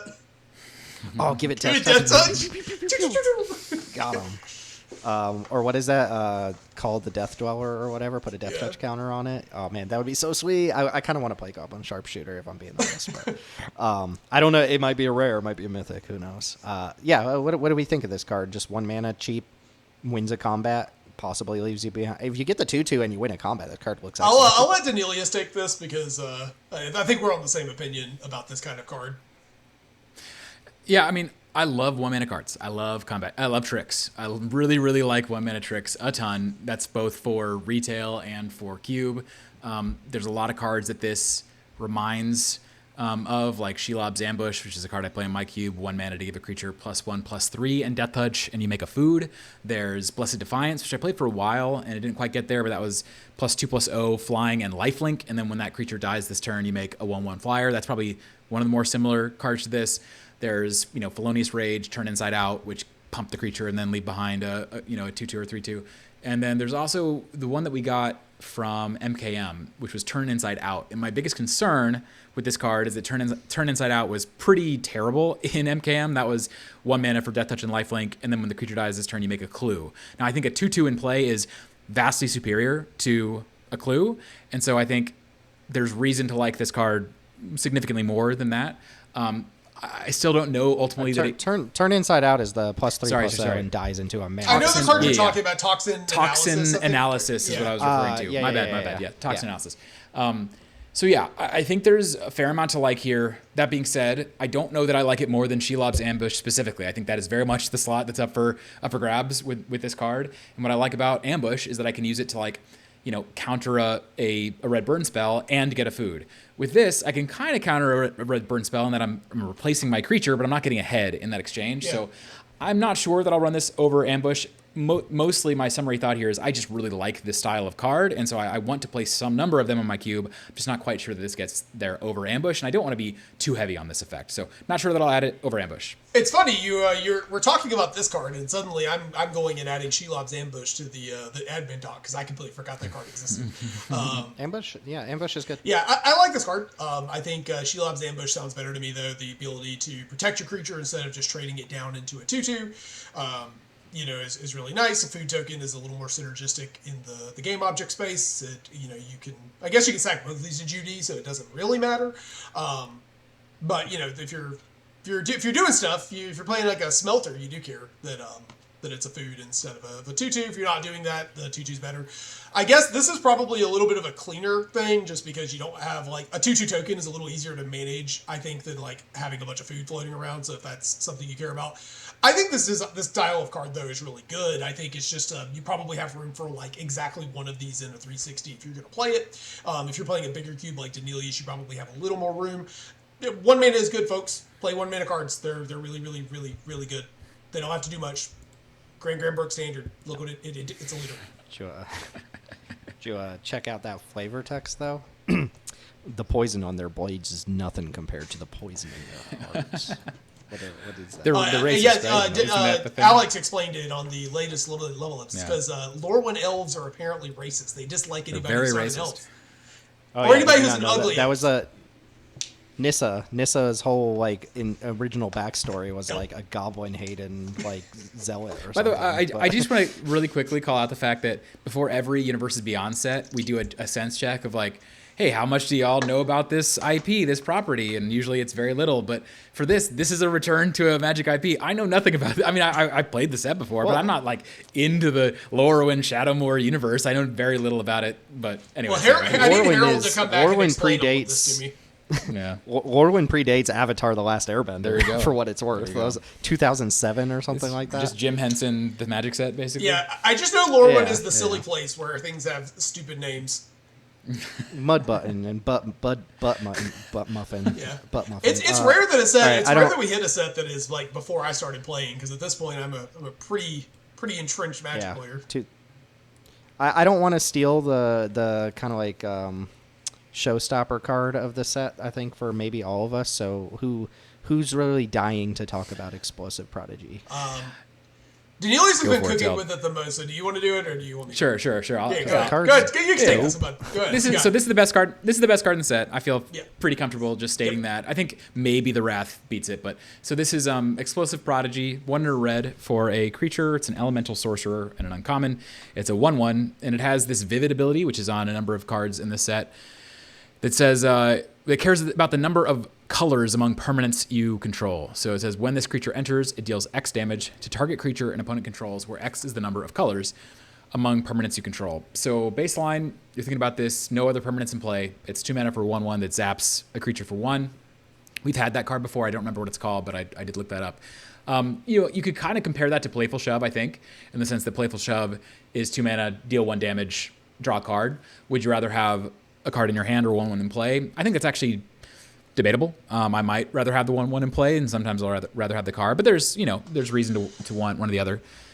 If you're playing a normal 2-color deck and you've played anything else before this, or you've thought about a little bit ahead of time your deck building, and so red isn't by far the dominant color in your deck, and you have some other color in play, then it's dealing 2. And I think immediately it now has become better than Playful Shove at that point. One of the reasons why, just to be clear, is this is a permanent. It's in play. You can bring this back to your hand. You can reanimate from the graveyard. You can do all the things that we've been saying you can do with permanents in Modern Peasant. So already there, I would say it's definitely better than Playful Shove, and I think Playful Shove is a really solid card. Where I even like it more than that, or where the gears start really turning, I was thinking about the fact that I think the whole Vivid thing here of wanting a bunch of colors in play isn't very real. I don't think 5-color is a very real thing in most Peasant cubes. You can have hybrid cards in play, certainly, and that will help. That will come up sometimes. But I was just thinking about the fact that you kind of want to be splashing this card, or at least it's exciting on the splash where you can start dealing 3 damage or potentially more. And there's 2 cards in particular that came up for me that got me excited about this card even more than I already was. I already thought it was going to be a really solid card. And those 2 cards are Honest Rutstein and then Dune Drifter / the 5-mana one, Hero of the Dunes. So with Honest Rutstein, you discard this, you trade it off, whatever. You play your Rutstein, you immediately cast this, and it's a deal 3 for 2 mana. You cast your Dune Drifter after you put this in the graveyard. You Dune Drifter this into play, on 4 mana, and again, it's immediately a deal 3. And I think that's where this card will really start to pop off, is if you can justify the splash in your decks playing those cards. But I think you often can. They're mid-range, grindy decks, generally speaking. They're looking to go long. Those are the decks that more often are going to be looking to splash. I think this becomes like a really exciting splash option that you're going to see enter the battlefield many, many times in the average game in these decks that are looking to recur an object over and over and over again. So we talked a lot last year about how I think that one of the things that's really been making the Skyfisher archetype template so good lately is the fact that we have more and more of these objects that are also removal spells. And I think this just kind of continues along in that line, but it can be synergized with even more than the ones we had before, like Outpace Oblivion could. So I think this card is awesome, and I think it's going to be fun to play with. The only downside is it's another dang mid-range card. We didn't need more of these. We didn't need more cards that are like, hey, please grind with me for 15 turns. Like, we didn't need more. We didn't need more. I will admit, if this had been printed last year, I would have expected this to be any target. Just the power level of some of the red cards we got last year. I do think that the one downside of this card, well, I guess a couple of little downsides, is that, obviously if like you're trying to kill something and your opponent interacts with it while the effect is on the stack, it can fizzle, or more or less fizzle. If your opponent's not really playing to the board very significantly, they're playing like a blue-black deck, and you might not be able to have the best targets. I mean, that probably doesn't come up very much. You're probably going to be able to shoot things. But there are some decks that can kind of exploit the fact that this is only killing little things. There are a couple of little downsides there. Don't care about any of that. This card's awesome. Can we have a little bit of Rutstein as a treat to him? Green-black hasn't been played in a while. Just a little bit. Yeah, give the people Rutstein. That card's amazing. I love. Got us very briefly looking at cards in our cubes that make like off-color tokens, like a Killer Among Us making a blue, red, and white token. Killer Among Us is sick with this card. Also, do want to mention, if we do go the route of the Shelob's Ambush, this card is another one that with the trigger on the stack, you can target with your Shelob's Ambush and turn your dude into Doomblade. That's true. Sure. Or what's that card? Call the Death Dweller, bring it back. Yeah. Get a 1-drop back too. Oh, my goodness, you get this value? back, and you get Pixie. Oh, God. You put the Death Touch counter. Pixie picks this up. Oh, man. Pixie has Menace. Oh my goodness. Sweet. The sickness of the this card looks awesome to me, and I think you could make a case for one or two other cards being the best peasant card in the set, but I think this one was just very clearly like this card should be. If you play a lot of hybrid cards too, like this card works really well with stuff like if you're playing like white-red, you can play like Sokka, or trying to think of some of the other hybrid cards that exist that are pretty. Well, even if you're just like a red-white deck and you have Spider Manifestation in your deck for some reason, like that's something you can do. That's just an extra green pip that you have floating around sometimes. Yeah. So you don't even have to be like a 3-color deck. You just be a 2-color deck with. I guess that's maybe the exact point you were. Yeah, more or less. Yeah. You can sneak extra colors in sometimes. All right, so unfortunately they rejected Pumpernickel Uncle, so we got stuck with Sourbread Auntie here. I love this card. 2 red. I don't even know if I love the effect of the card. I just love that it's Sourbread Auntie. 2 red for a 4/3 uncommon Goblin Warrior. When it enters, you may blight 2. If you do, create 2 1/1 black and red goblin creature. Well, there you go. The goblin tokens in this set are 2 colors, black and red. Citizen tokens, green, white. You'll see some of that sometimes with the vivid cards, but I bet that's exactly why they make black and red goblins is for vivid. But okay, so 4 mana 4/3. So there's a couple ways to think about this, and I think I actually like this card quite a bit compared to some of the comps like Beetleback Chieftain or Scamper and Scorcher or whatever, like these red 2x creatures that make 2 1/1s. That's kind of what this is baseline, right? Is you blight this, you get a 2/1, and then you also make the 2 1/1 tokens, so you get in a 4/3 stats across the board. But the cool thing here is that you could blight something else. You could blight some, I don't know, useless creature that you have floating around, and basically get a 4/3 plus 2 1/1s. Of course, it's kind of fake that you're getting that full amount of power because you're probably quote-unquote sacked a 1/1 to make 2 1/1s, so it's not like you're getting the full extent there, but this is not necessarily default a 2/1 and 2 1/1. Sometimes it is a 4/3 and 2 1/1s, and I think that flexibility is pretty strong for this style of effect, which we have seen a couple times. And we were talking earlier about stat lines. I mean, a 4/3 is a lot better than a 2/1, right? It just is. Even if like you aren't getting this is why you come for these high level takes, guys. 4/3 is bigger than 2/1. But in terms of the way the game plays, I mean, like this card, if you play it and you don't make it smaller, trades on its own, trades for an Aor, right? It trades for whatever. Pick your Sokka lateral. Whatever.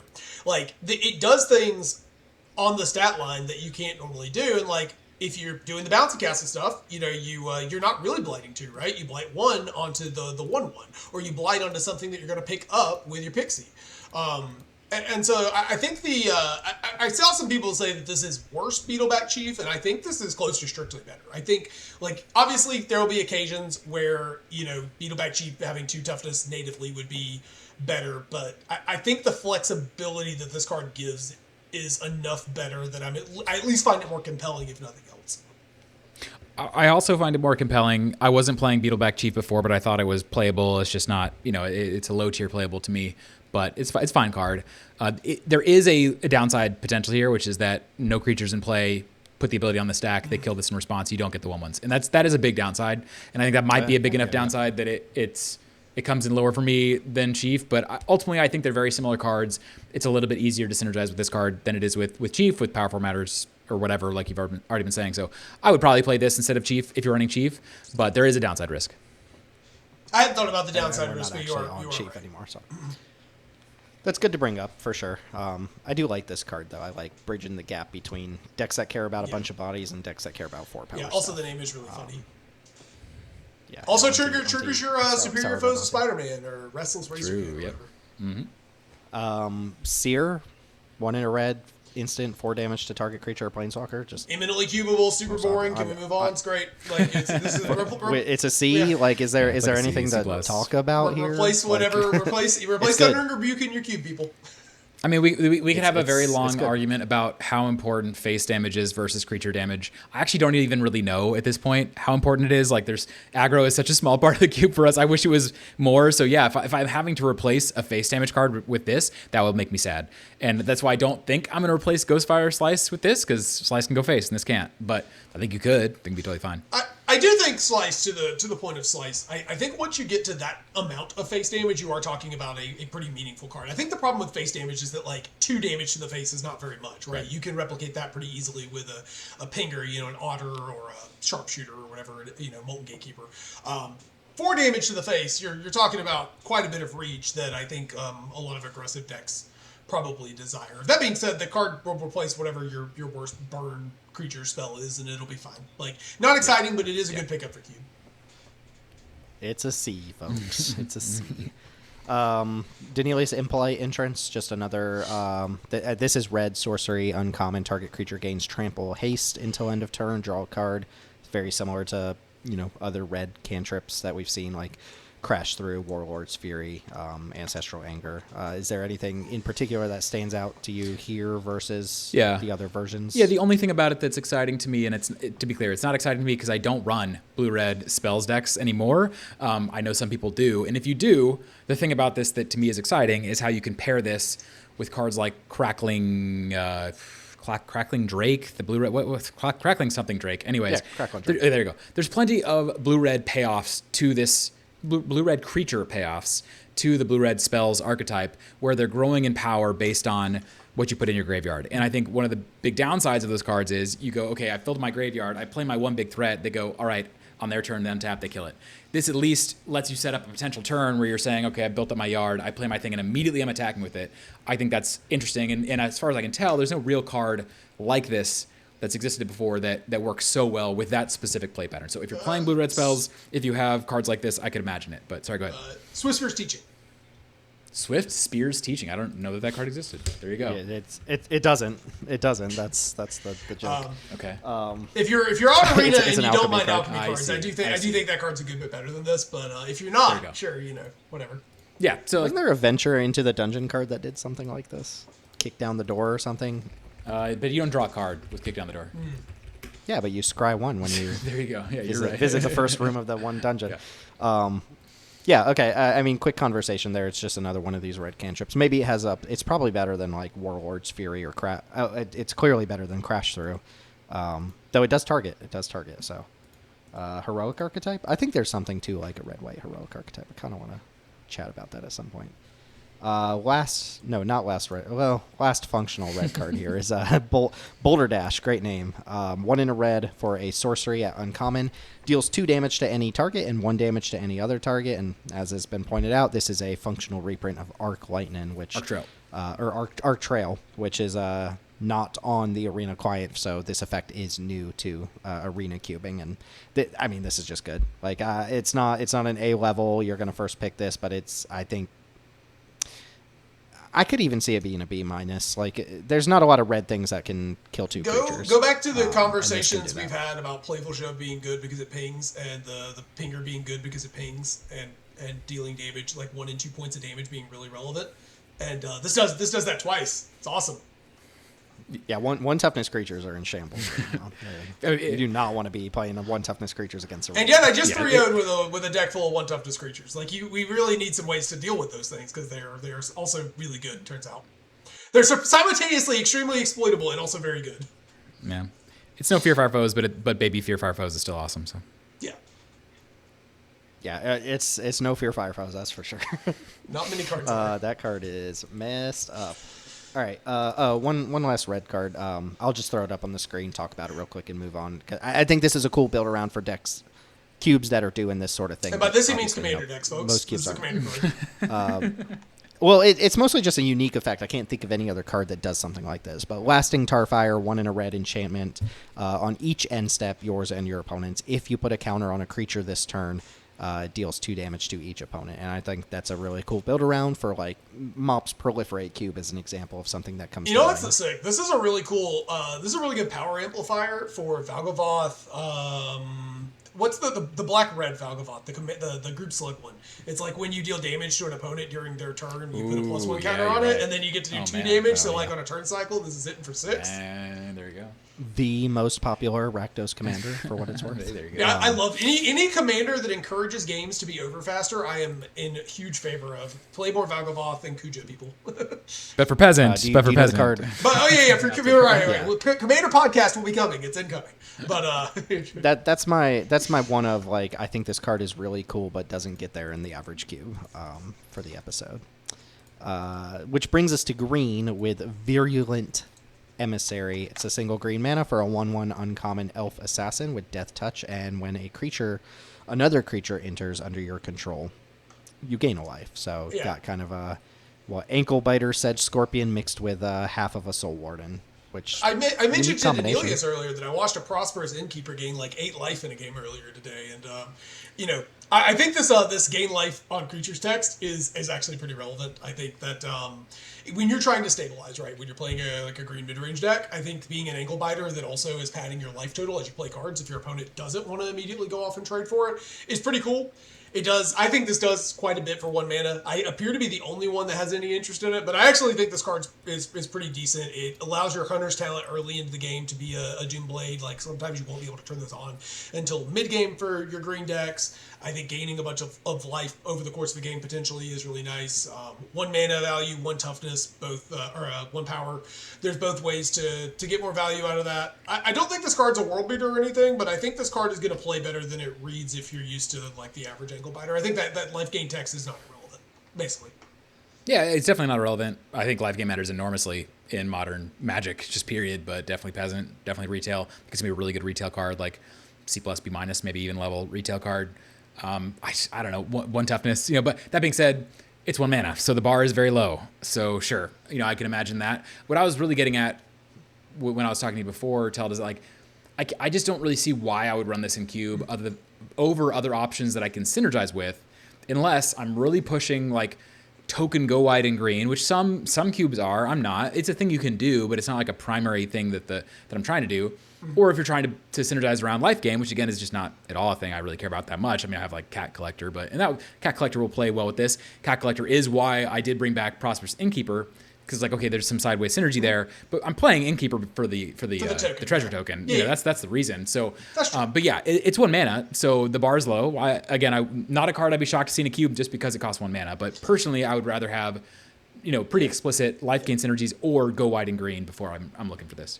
Yeah, I mostly agree with you. Like, I don't know if this card actually clears the bar. I just wanted to mention it because it's taking 2 usually kind of underpowered effects and stapling to them together. And we've seen a number of cases in the past where when doing that and you don't up the mana value, it actually makes the cards really playable.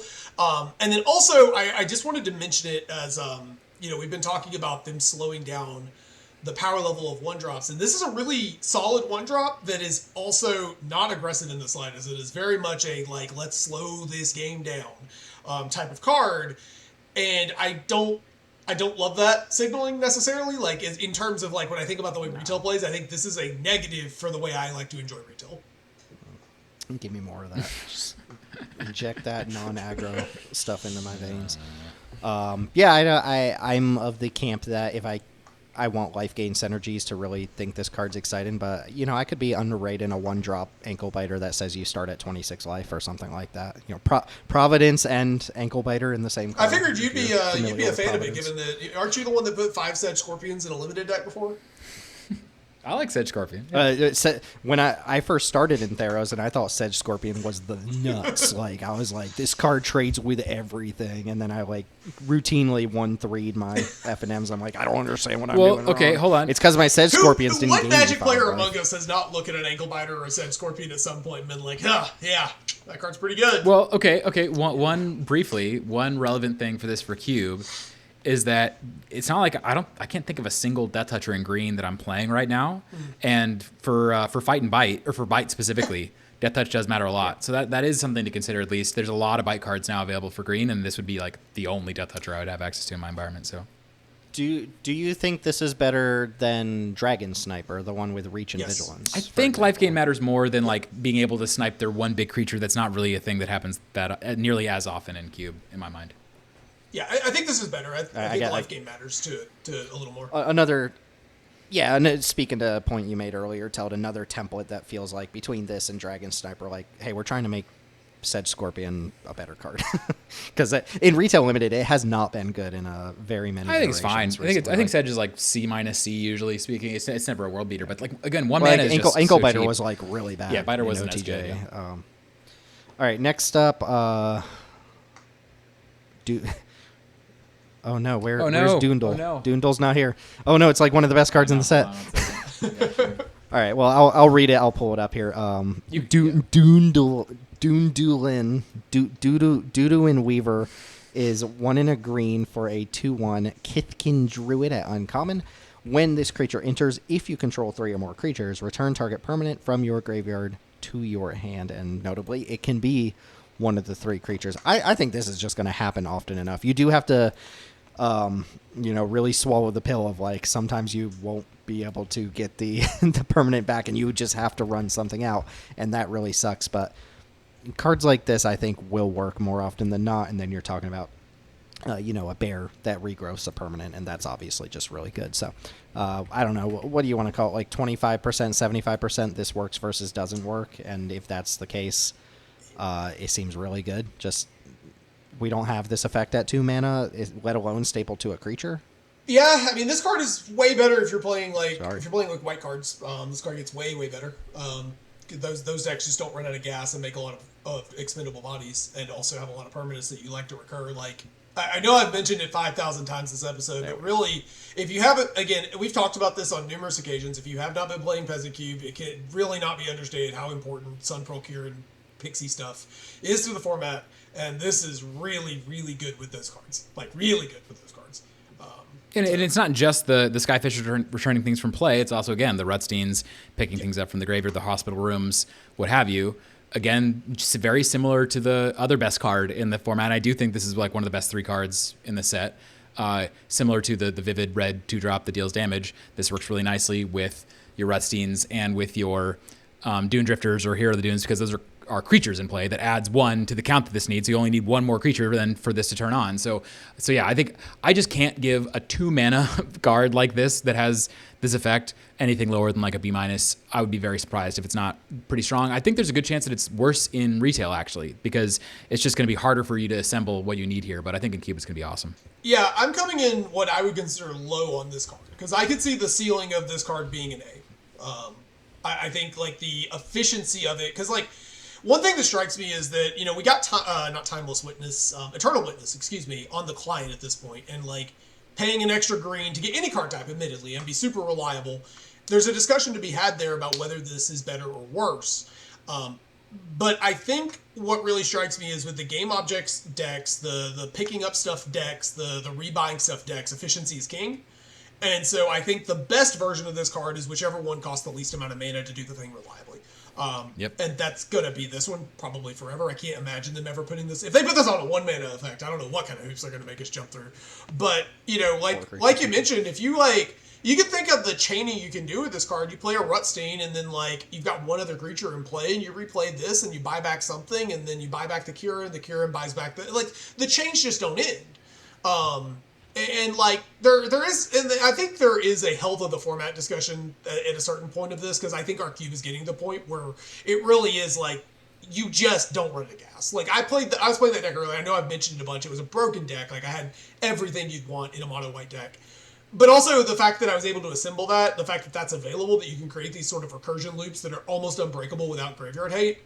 And sometimes in the face of graveyard hate, or in the face of like, Kieran not really caring about it in a lot of spots. There does come a point of like how much of this is really just a negative impact on a format. Well, so I think that, and that's probably for another episode. Maybe we do another Skyfisher episode again next year at some point. But I think Exile is very much kind of the response that is worth thinking about. For instance, there's that Infest from, I want to say Brothers War, that exiles creatures that it hits. And I think that just like it, very intentionally increasing the amount of exile in your environment might be the answer, because I think that it's not just these effects are powerful. And we talked about this a lot today, Teld. It's that they're also fun. It's like it's way fun from a perspective of your draft. There's just so much that you can do when you're combining these effects together during the draft that I don't want to depower my environments to make up for the fact that people can loop this stuff. Just like put in better answers. I think that maybe is the answer. But specifically, what I really want to emphasize what you said before: when you're doing anything loop related, efficiency is all that matters, and this is the most efficient one. So I can't imagine it not being great. Yeah, it's just so much fun to like play like 4 2-mana effects in a turn, and then just like realize you went up like 4 cards. Like that's just an awesome feeling. It doesn't feel good to play against. It's really hard to beat. But the fun of having your cards be cheap and do a lot of things is really fun to play. So I can't say anything else too much about Doo-Doo and Weaver here. It just looks great to me. And it used to be, I used to complain when people loaded their Peasant cubes with cantrip creatures that were just ETB draw a card, and you saw like 20 of those in a Peasant cube, and now like we don't have those anymore, but everything does that except the card you're drawing is always another spell. So it feels like we have it is sort of like that, but also I think it comes back to like the hoop. Like I know the hoop is small, but there is a hoop. Sometimes you do have spots. We had a spot earlier where I had a Nurturing Pixie and literally nothing to pick up. Like I had to draw something, and granted I did. I got lucky. I drew a 1-drop on turn 1. Like, and the hand smoothed itself out. But there's an alternative world there where I draw planes and then draw like a 3-drop or something, and like my Pixie is terrible. So like there is when you're over. Same thing with Split Skin Doll. Has a hoop. And I think the hoop is a necessary amount of friction in these cards to be fun. I think it is so much more fun I set myself up to draw a card by picking up my Novice Inspector and then replaying it than to play a 3-mana card that just draws a card. I did the thing. Yeah. I did the thing. Yeah. Like it's and I get rewarded for it. I agree. Okay. Go ahead and leave Doo-Doo guy in the past here. Bristlebane Outrider, aka Questin Beast. Is this a Daneelius 3 and a talks green for 3 minutes and tries to sell us on it? Oh no, that's the next one. I'll save my rant for the next one. This card could be okay. Bristlebane Outrider, 3 and a green for a 3/5. Kithkin Knight, can't be blocked by creature's power 2 or less. And if you had another creature enter under your control this turn, it gets. Hold on, wait. You guys are interested in this, but you're not interested in the 4-mana 1 million trampler we're going to talk about. I'm interested in neither. I'm not that personally.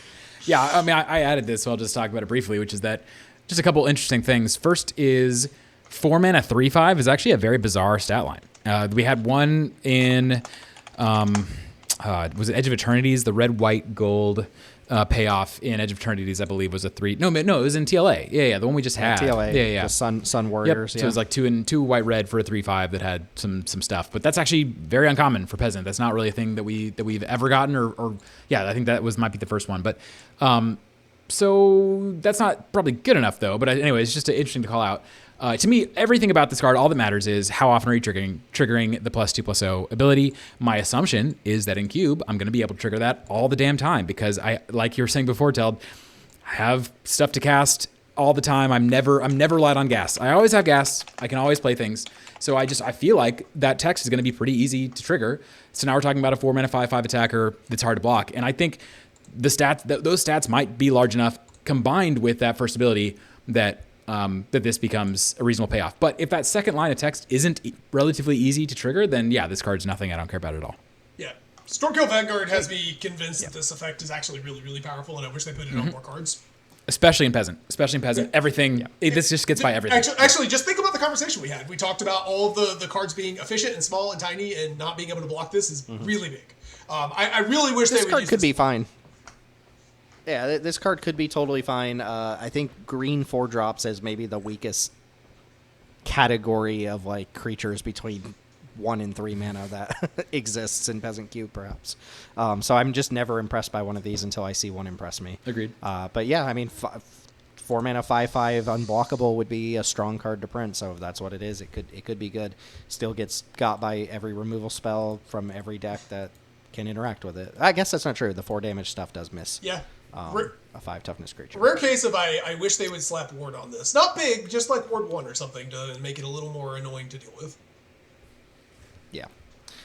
Okay, I'm gonna Dawn's Light Archer. I'll go ahead and pull it up and read it, and then I'll just stare longingly into the screen until Daneelius is done. Yeah, Daneelius, give us a about hand this signal one. when you're done. We'll pick up from there. Yeah, I'll go ahead and judgingly look into the camera. Okay, this is Dawn's Light. This is Dawn's Light Archer. It's 2 and a green for a 4/2 common creature elf archer. It has flash and it has reach. There's almost no green creatures with flash on the client, and I think this is the best one. And I know we argued about it a little bit in the in the document, but I do think it's the best one that has flash specifically. And the only reason why I care about that is that I am just desperate for anything that blue-green can do as a color combination. Right now, it just can't do anything. That it can sometimes win, but not because it's like synergizing with itself in any way.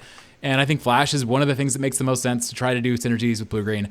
I'm not going to play with this card. I don't think you should play with this card, but it's probably the best flash creature we have now for green on Arena, and that's at least something that makes me stop for 2 minutes, 30 seconds, and give a spiel. So there you go. We can move on. Daneelius, this conversation makes me realize how badly I want an ASMR track of you just describing bad cards and how they might fit into Cube. Just something to go to sleep to. My dulcet tones, yeah. Best in class. I don't know what class it's in, but it's best in class. I gave it a D. Okay, I didn't say it was a good card. Yeah. I mean, it's what you described. It's what you described. Segment where Daneelius makes me listen to card he would never in a million years put in his cube. Would not. Okay, Prisma Basher. Okay, again, whoever was cooking on Omni Changeling here came back for Prisma Basher. Four green. But look, I just noticed this ox in the background's like. Four green, 6/6 trample, Colossal Dreadmaw, uncommon. This has a vivid ability. When it enters, up to X target creatures you control get +X/+X until end of turn, where X is the number of colors among permanents you control. So, weakest scenario, this doesn't die in response to removal. X is 1. One creature gets +1/+1 Not until great. end of turn. Not great. Even if it died to removal, wouldn't it still not trigger, good. since if you have another creature in play, it would still... Sure, unless it's devoid or colorless. Don't target Writhing Chrysalis. Writhing Chrysalis does not add to Vivid, people. No. Average case, probably two colors, 2 target creatures get +2/+2 until end of turn. That is starting to look a lot better. And then I assume on a 6-drop, you could hopefully get 3 colors if you're really going out of your way to do that, right? I'm going to sell you guys on something. It's quite a curve here. A Killer Among Us. Killer Among into Us. This. Yeah, there it is. Don't care what else we played. Just immediately like... Yeah, I mean, 3... All of them become 4/4s. Yeah. And Well, then, they get 5/5s, right? 5/5s. Yeah. You get 5/5s, and then you have another trigger floating around for another creature. oh yeah. A Killer Among. Yeah. That's actually don't get combo green territory. I mean, like that's actually kind of cool. I mean, that's pretty good. The card that came to mind when I saw this was also Great Oak Guardian, which is not a card we got and is a hell of a Magic card if you've. Is that the one that gives everything like +2/+2? It has flash and it's like a 6/6 or something, 6/7. And untaps all your stuff, I believe. What a card! It's really good. Commander card, obviously, but we don't have that, and this is comparable. I don't know how good this seems fine. This seems fine. Like I'm trying to think of it like, would I rather have this or Autark Mammoth? Probably Mammoth, unless I'm trying to do the multicolor thing. Wouldn't Glacier Godmaw be kind of the comp for this? Of like big thing that like. I was thinking that same mana cost. Oh sure, Glacier Godmaw's Godmaw a mana more at 7, expensive, I guess. Yeah, Is this better than the Bloomburrow Elk with Flash? Like, probably. I don't know. It's a Colossal Dreadmaw with some upside that could be great and could be just kind of whatever. I'm not sure. Seems decent to me. Yeah, I think the problem with this template is that you want your expensive creature to stabilize you, not to help you attack more, generally speaking. And so it's like, unless you're playing in a slow cube, I just don't think this template really gets there. I think Flopsy from the last set, pretty similar. In comparison, and like it's just a top end to your attacking deck that you're playing for 6 mana. I just think in Peasant that doesn't really make a lot of sense. So I think that compared to all the other cards like this might be the best one, or there's at least a promise here, like you're mentioning with A Killer Among Us. I just don't think that template really works for Peasant unless you're intentionally playing a slower environment. Then I think this does make sense. Godma to me is different. Godma is like specifically synergizing with I'm ramping my lands hard. Given the fact that I'm ramping my lands hard, that allows me to play the expensive creature more readily, and then it gets to benefit from the fact that you're playing ramp. It's more of like a synergy piece than this is. Yeah. Godma also has the golden thing that's missing from this card, which is haste. Godma doesn't necessarily have haste on its own. You have to obviously you have to crack the land or whatever, but you can give Godma haste on the turn you play it. This would be a chonker with haste. Yeah, so like I would take it. Yeah. Giving this haste Really feels like it's. I feel like this kind of card needs one of two things. It either needs to have haste, and I know that would be insane. Obviously, it would be completely insane if this card gave haste to the creatures that it targeted. In lieu of that, I feel like we could have given this basic land cycling for 1 green. But maybe that would have helped. It would help fix for your colors for your presumably multicolored deck. It gives you the buyout. Like I know that's the give me answer. The like cop out answer is like, yeah, give the big expensive card a buyout that's cheap and like land cycling or whatever. But like it is the answer. Like if you want a card to be expensive, it either needs to like completely flip the table on the game or it needs to have a cheap buyout. You know what I just thought about? Do we want to live in a world where all these creatures have basic land cycling? I do. Tim, I want to live in a world where I can cast all my spells. They don't have to have basic land cycling. It could cycle for give a creature +2/+2. It could cycle to let a creature fight. I don't how care. about this? Instead of basic land cycling, have it be you pay 1, you discard it, and you like conjure a tapped waste token into play. Could that maybe, possibly? Maybe? No? Okay. No one's excited. You're referencing something. I don't know what it is. No, I'm just saying, like, because to me, the problem with giving everything land cycling 1 is that in addition to the fact that you're giving them this cheap buyout, you're allowing them to actually work really, really well in like more powerful formats where you can fetch out your dual lands, your dual type lands. And it's like, okay, if that's a fear, then all right, just make the land cycling a little worse. Make it to where you're making a worse land or something like that. But I agree. I think that without a cheap buyout here, this needs to be a game ender very often, and I just don't think that it will be. Yeah. Agreed. Pummeler for hire, which Oofies, Oofies in the Jank Diver game in Discord, which you can join in the links down below, blah, blah, blah. Like and subscribe. Oofy has declared this card unplayable for Peasant Cube. I don't know if I'd go that far, personally, but Pummeler for hire, 4 and a green for a 4/4 giant mercenary. Vigilance Reach Ward 2. When it enters, gain X life where X is the greatest power among giants you control, which it's a giant. 5 mana 4/4 with some abilities. This is like, whereas the last card felt a little disjointed in that it didn't do all the things you want.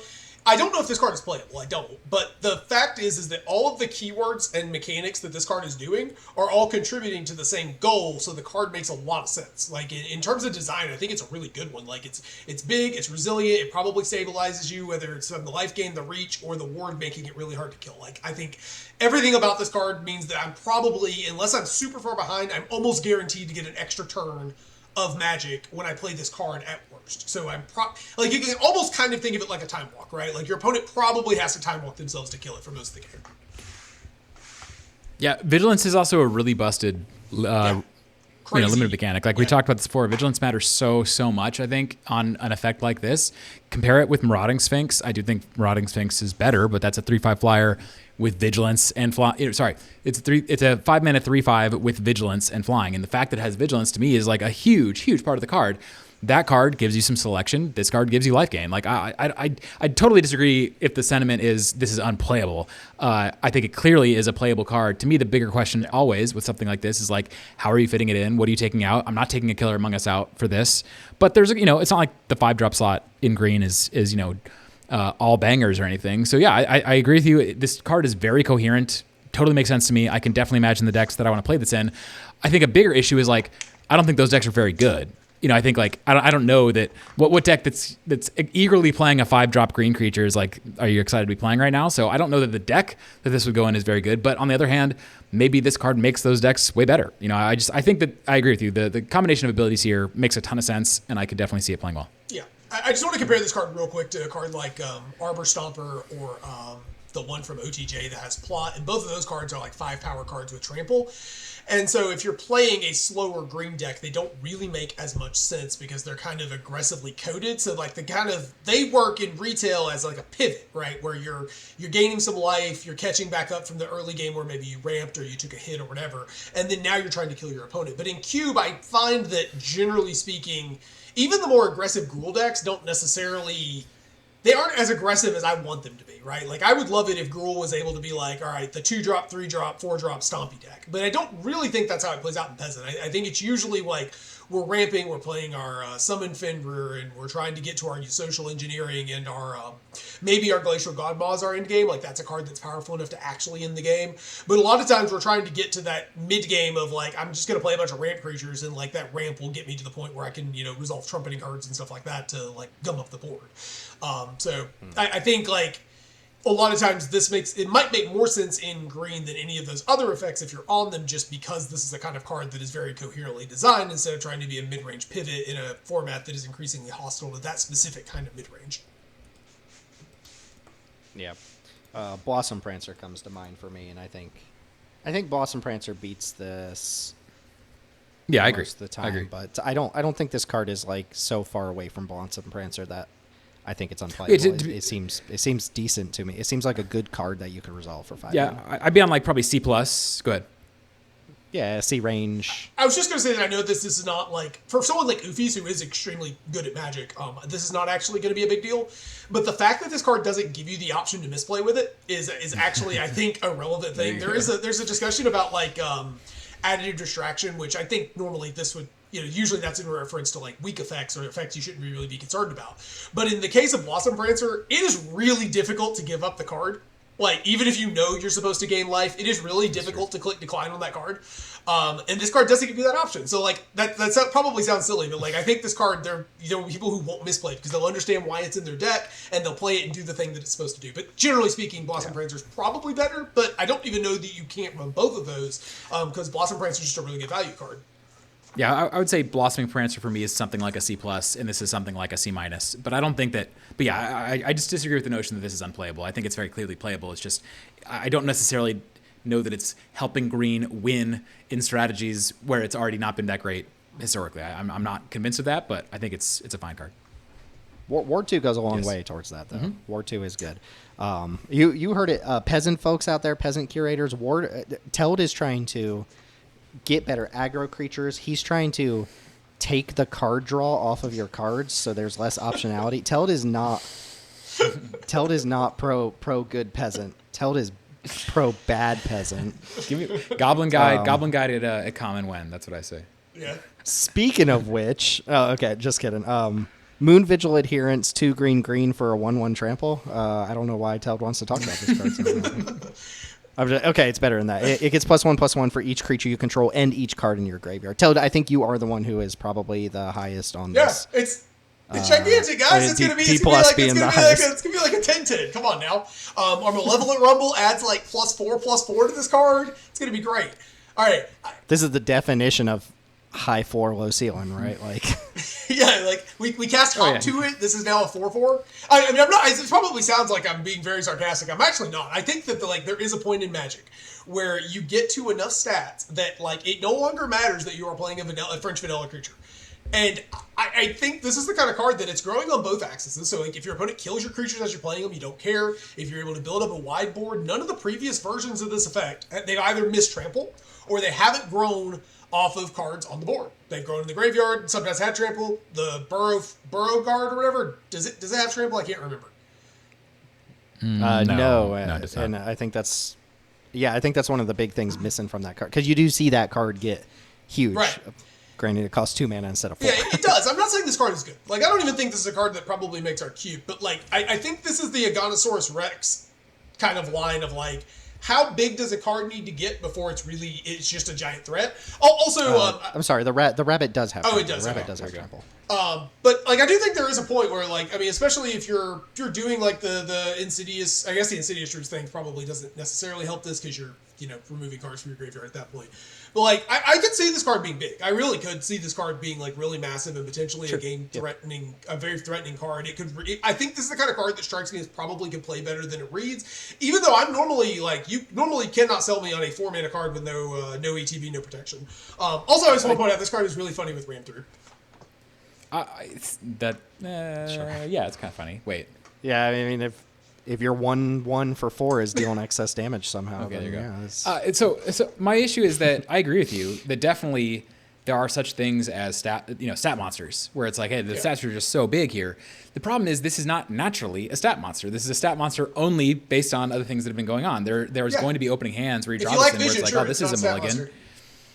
I just think that I think about the games you're playing today. How often would this have been a scary card from your opponent? Almost never. I just don't think 4 mana sorcery speed, play my thing, hope it survives. I just don't think that really works, even if it's big, unless it just does it mostly on its own. And that's kind of going back to the last 4 mana big green creature we were talking about. I was kind of being like, yeah, there's a condition here. I just think the condition is so easy. Is it actually even a condition? So if it's non-conditional size, then yeah, I think, if this is just going to always be a 6/6, sure. I think it could be actually pretty good. I just don't think that's the case. So I'm skeptical. Yeah, I think like the more stubborn burrow feed you have in your cube, the more interesting this gets. I think to be clear, all the hyping I've been doing it because I probably have sounded like I actually really like this card. I'm giving it a D+. I think it will find a home in somebody's cube somewhere and be a playable card. Teld hypes up D+ card. I just think I like that we just slapped all this on there and then gave it trample. Like I think this is an effect that I like them playing around with, like how big can we make a big dumb green creature as a ceiling? Yeah, there's a high ceiling. Throw basic land cyclone on it, huh? Yes. There's a rules thing I'm not sure about here. So what I was gonna say is I like that this card fights against like like a sweeper, because normally cards like this, they'll die after all your other creatures die because they'll shrink. But this thing counts the creatures in your graveyard too, except if you do a burn-based sweeper, you mark all the damage on everything, and then you go to state-based actions. Will this die? I'm pretty sure that the as a state-based action before the creatures. Well, no. The reason the Tarmogoyf thing works is because that is a spell that does damage, then spell goes to graveyard, and then state-based actions are checked. But this is not counting spells in your graveyard. It's I don't know if the creatures go to your graveyard at the same time that this goes to. I assume this dies. I think this might die to like fire magic, even if it's like a 10/10. I think so. I don't know.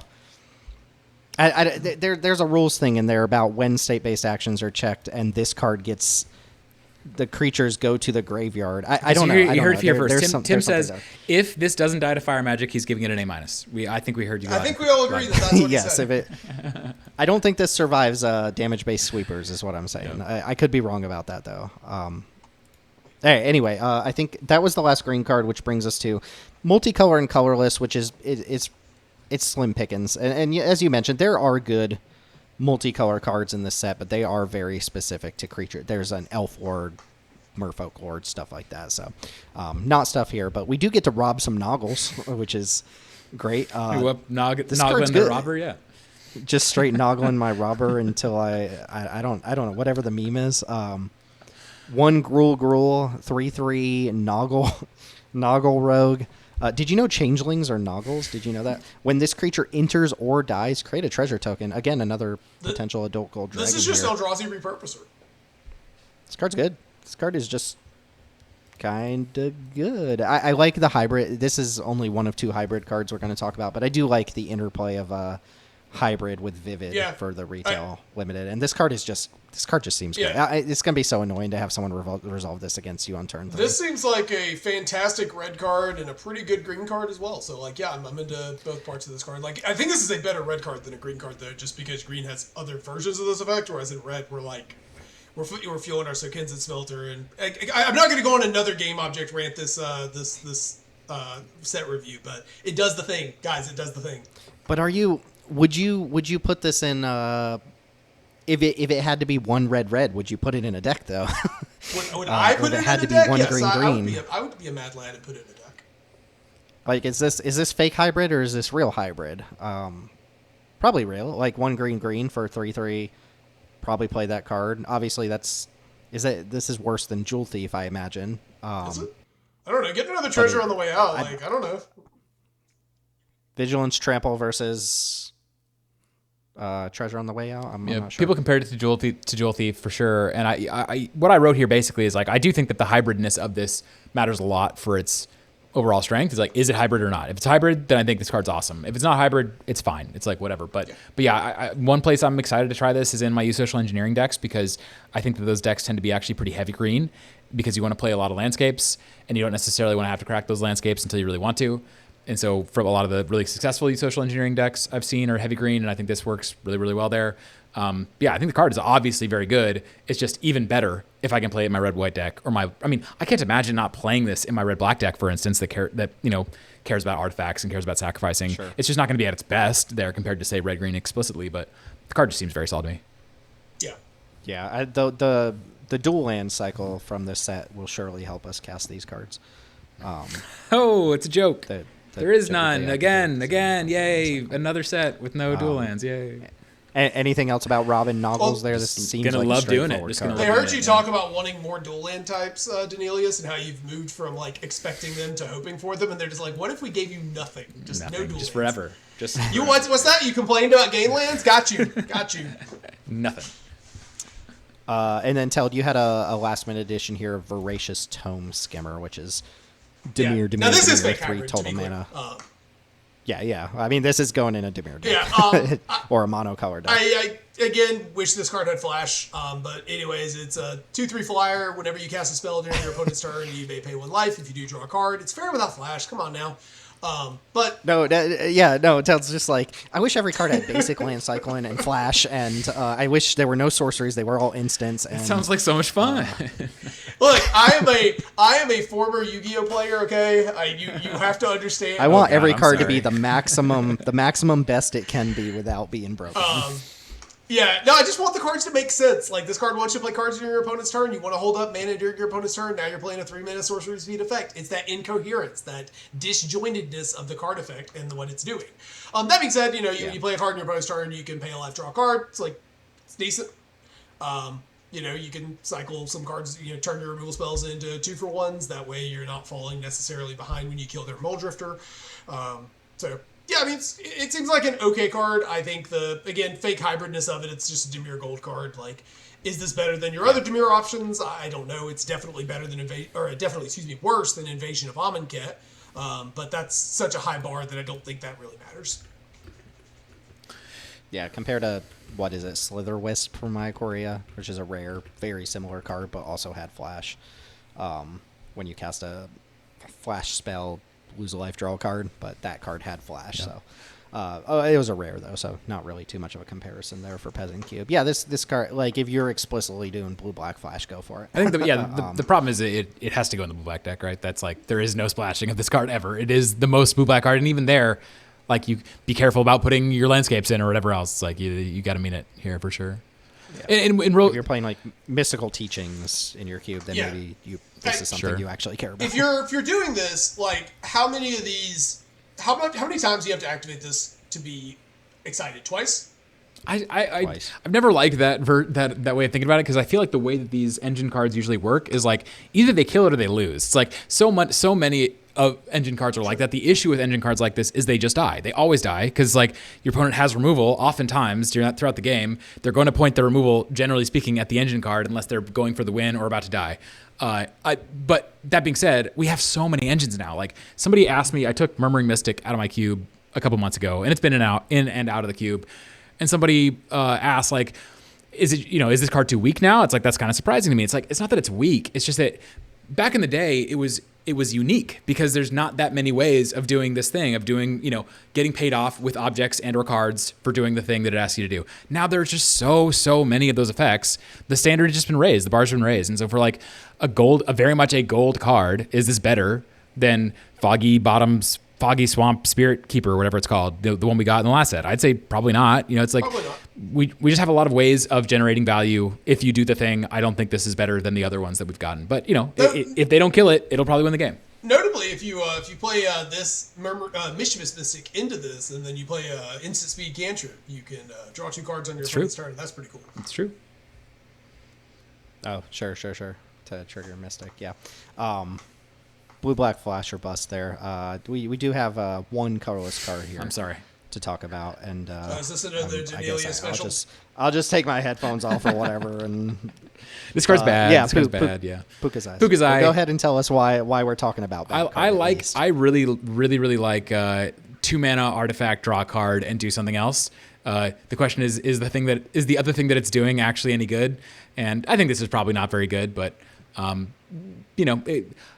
I don't think, Spare Supplies is a comp that people throw out. I like Spare Supplies a fair amount, and I could see this being pretty similar to Spare Supplies. So especially if you're intentionally trying to support some kind of a 5-color thing in your environment, which I was for a while, I just no longer am. I don't think it's very viable anymore. Then I think this card can be a fine addition because there's some amount of crossover with your Against and Smelter decks or your Artifact Matters decks. Sure. But yeah, don't think it's great. Okay, first of all, if we have 5 colors with a permanence, we still have to pay 3 mana for this effect? Yeah, I know. It's a bummer for sure. Why is this not 2? Secondly, if you name black and then play a killer Among Us, that's pretty sick. Yeah, that is hot. Actually, it's not, though, because now you're paying, paying 3 is it mana sick? to draw You've a card. unlocked the privilege. It's not like you just did anything. I don't know if we actually read the card. Oh, sorry, my bad. It's a 2-mana artifact that draws, and then you turn it into a color of your choice, and then for 3 mana you can draw a card, but you can only activate that if you have all 5 colors among your permanents. So I do think cards like this, there's a couple artifacts that shift their colors. I do think that leads me to believe that Vivid is like a real thing as a build around in Limited, and might be broken with the quality of those Vivid cards if you get up to 4 or 5 colors consistent. Those cards go from like good at 2 to like amazing at 4 or 5, with 3 just being like, hey, these are good cards. So if you can do Vivid things like Vivid equals 5 on a regular basis, I think there might be something to this format. If you get Vivid and the Flock Imposter guy and the 2 mana Boondoggly poo-poo guy that picks up things out of the graveyard, we can just we'll be rebuying that. We'll be rebuying our red deal 5 1/1 so many times. Yeah, we're going off, folks. We're going off.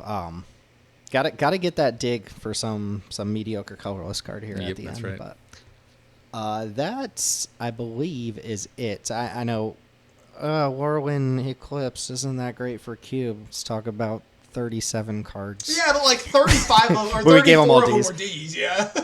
I mean, three. So immediate standout cards. I think the 2 obvious ones are the red, Vivid, Pinger, whatever you want to call it, Explosive, Prodigy, whatever it's called, and then Dune, the Doo-Doo writer, the potential Eternal Witness, and then the sweeper and then is like... be the sweeper could be in that category as well. And then we also talked about Glamour Gifter is pretty good. The flyer, the blue flyer that turns things into 4/4s. Yeah, which that one isn't to me if I'm giving advice to other Cube curators, even though I did rate that B-, I don't think that's like. And someone came up to me, they're like, "What cards from Lorwyn must I be playing?" That's not the one that would come to mind. Yeah.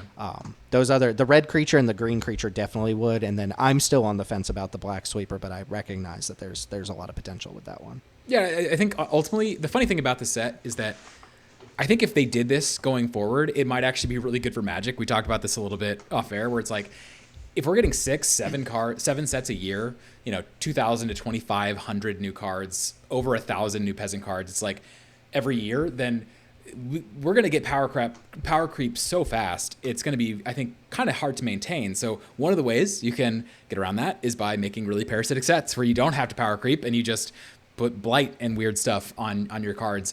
That might not be the best for a number of reasons, but one thing that's useful for is it keeps power creep from growing out of control. So I don't necessarily think it's a bad thing that we get 20 plus cards worth talking about and 5 to 10 cards worth adding to the environment. And if that's what happens every set this year, then I don't think that'll be the end of the world. But this is, for me, probably going to be the least impactful Peasant set since I started the Cube. And I think that's interesting that it's coming in a set like Lorwyn that I was excited for, and I think a lot of people are excited for. It's just not going to have probably a big impact for our format. Mm-hmm. My litmus test is, can I get at least one quality card for each color?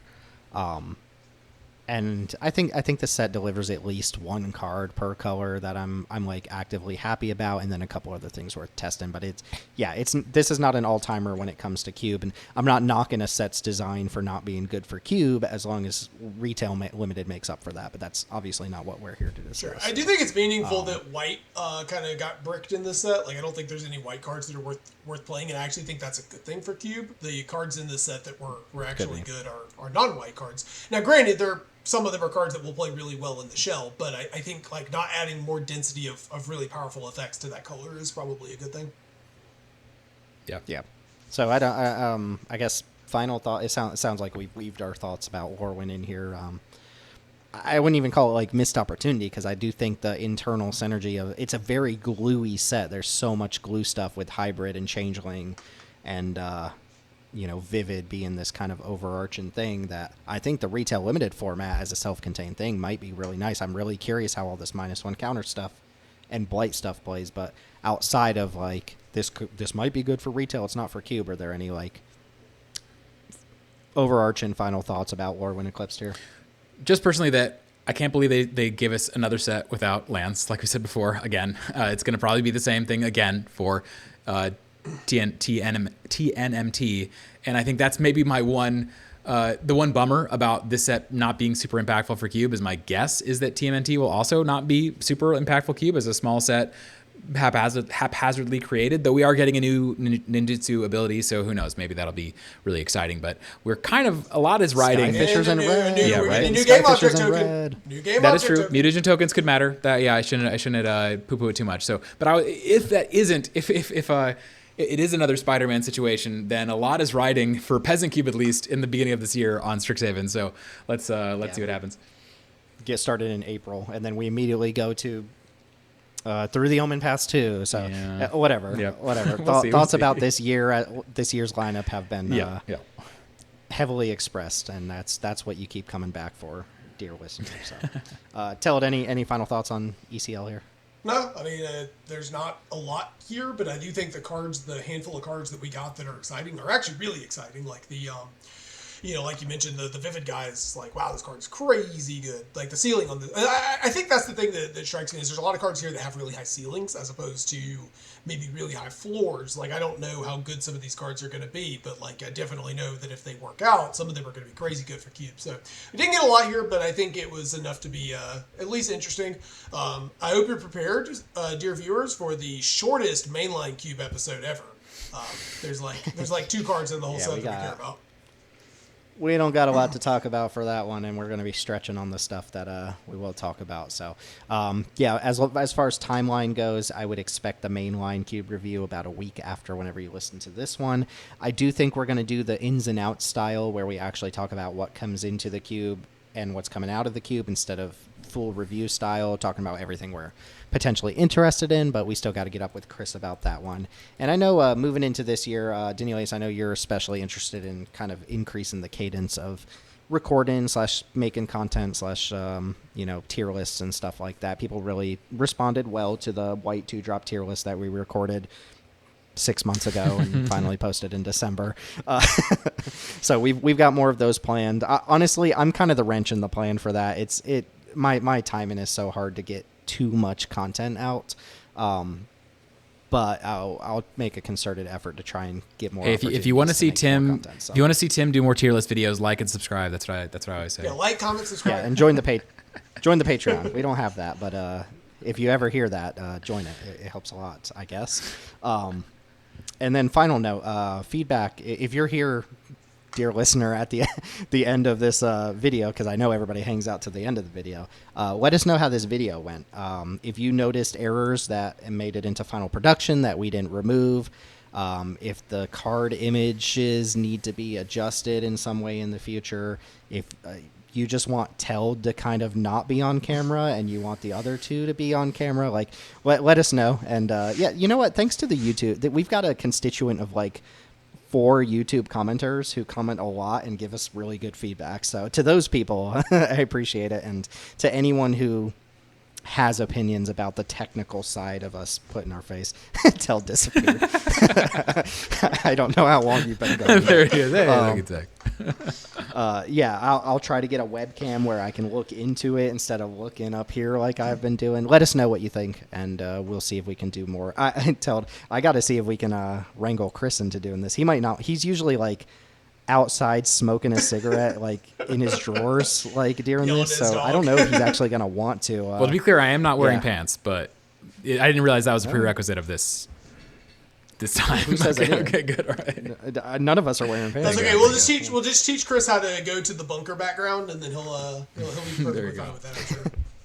But it's so funny when I'm editing because like you can tell like if me and you are on a card that Chris has never heard of and has no opinion about, you can tell like from the audio that he just like goes outside, smokes a cigarette, and then comes back inside, and then I'll be like, "What do you think, Chris?" And he's like, "What card are we talking about?" Like, Oh yeah, no opinion. That one's fine.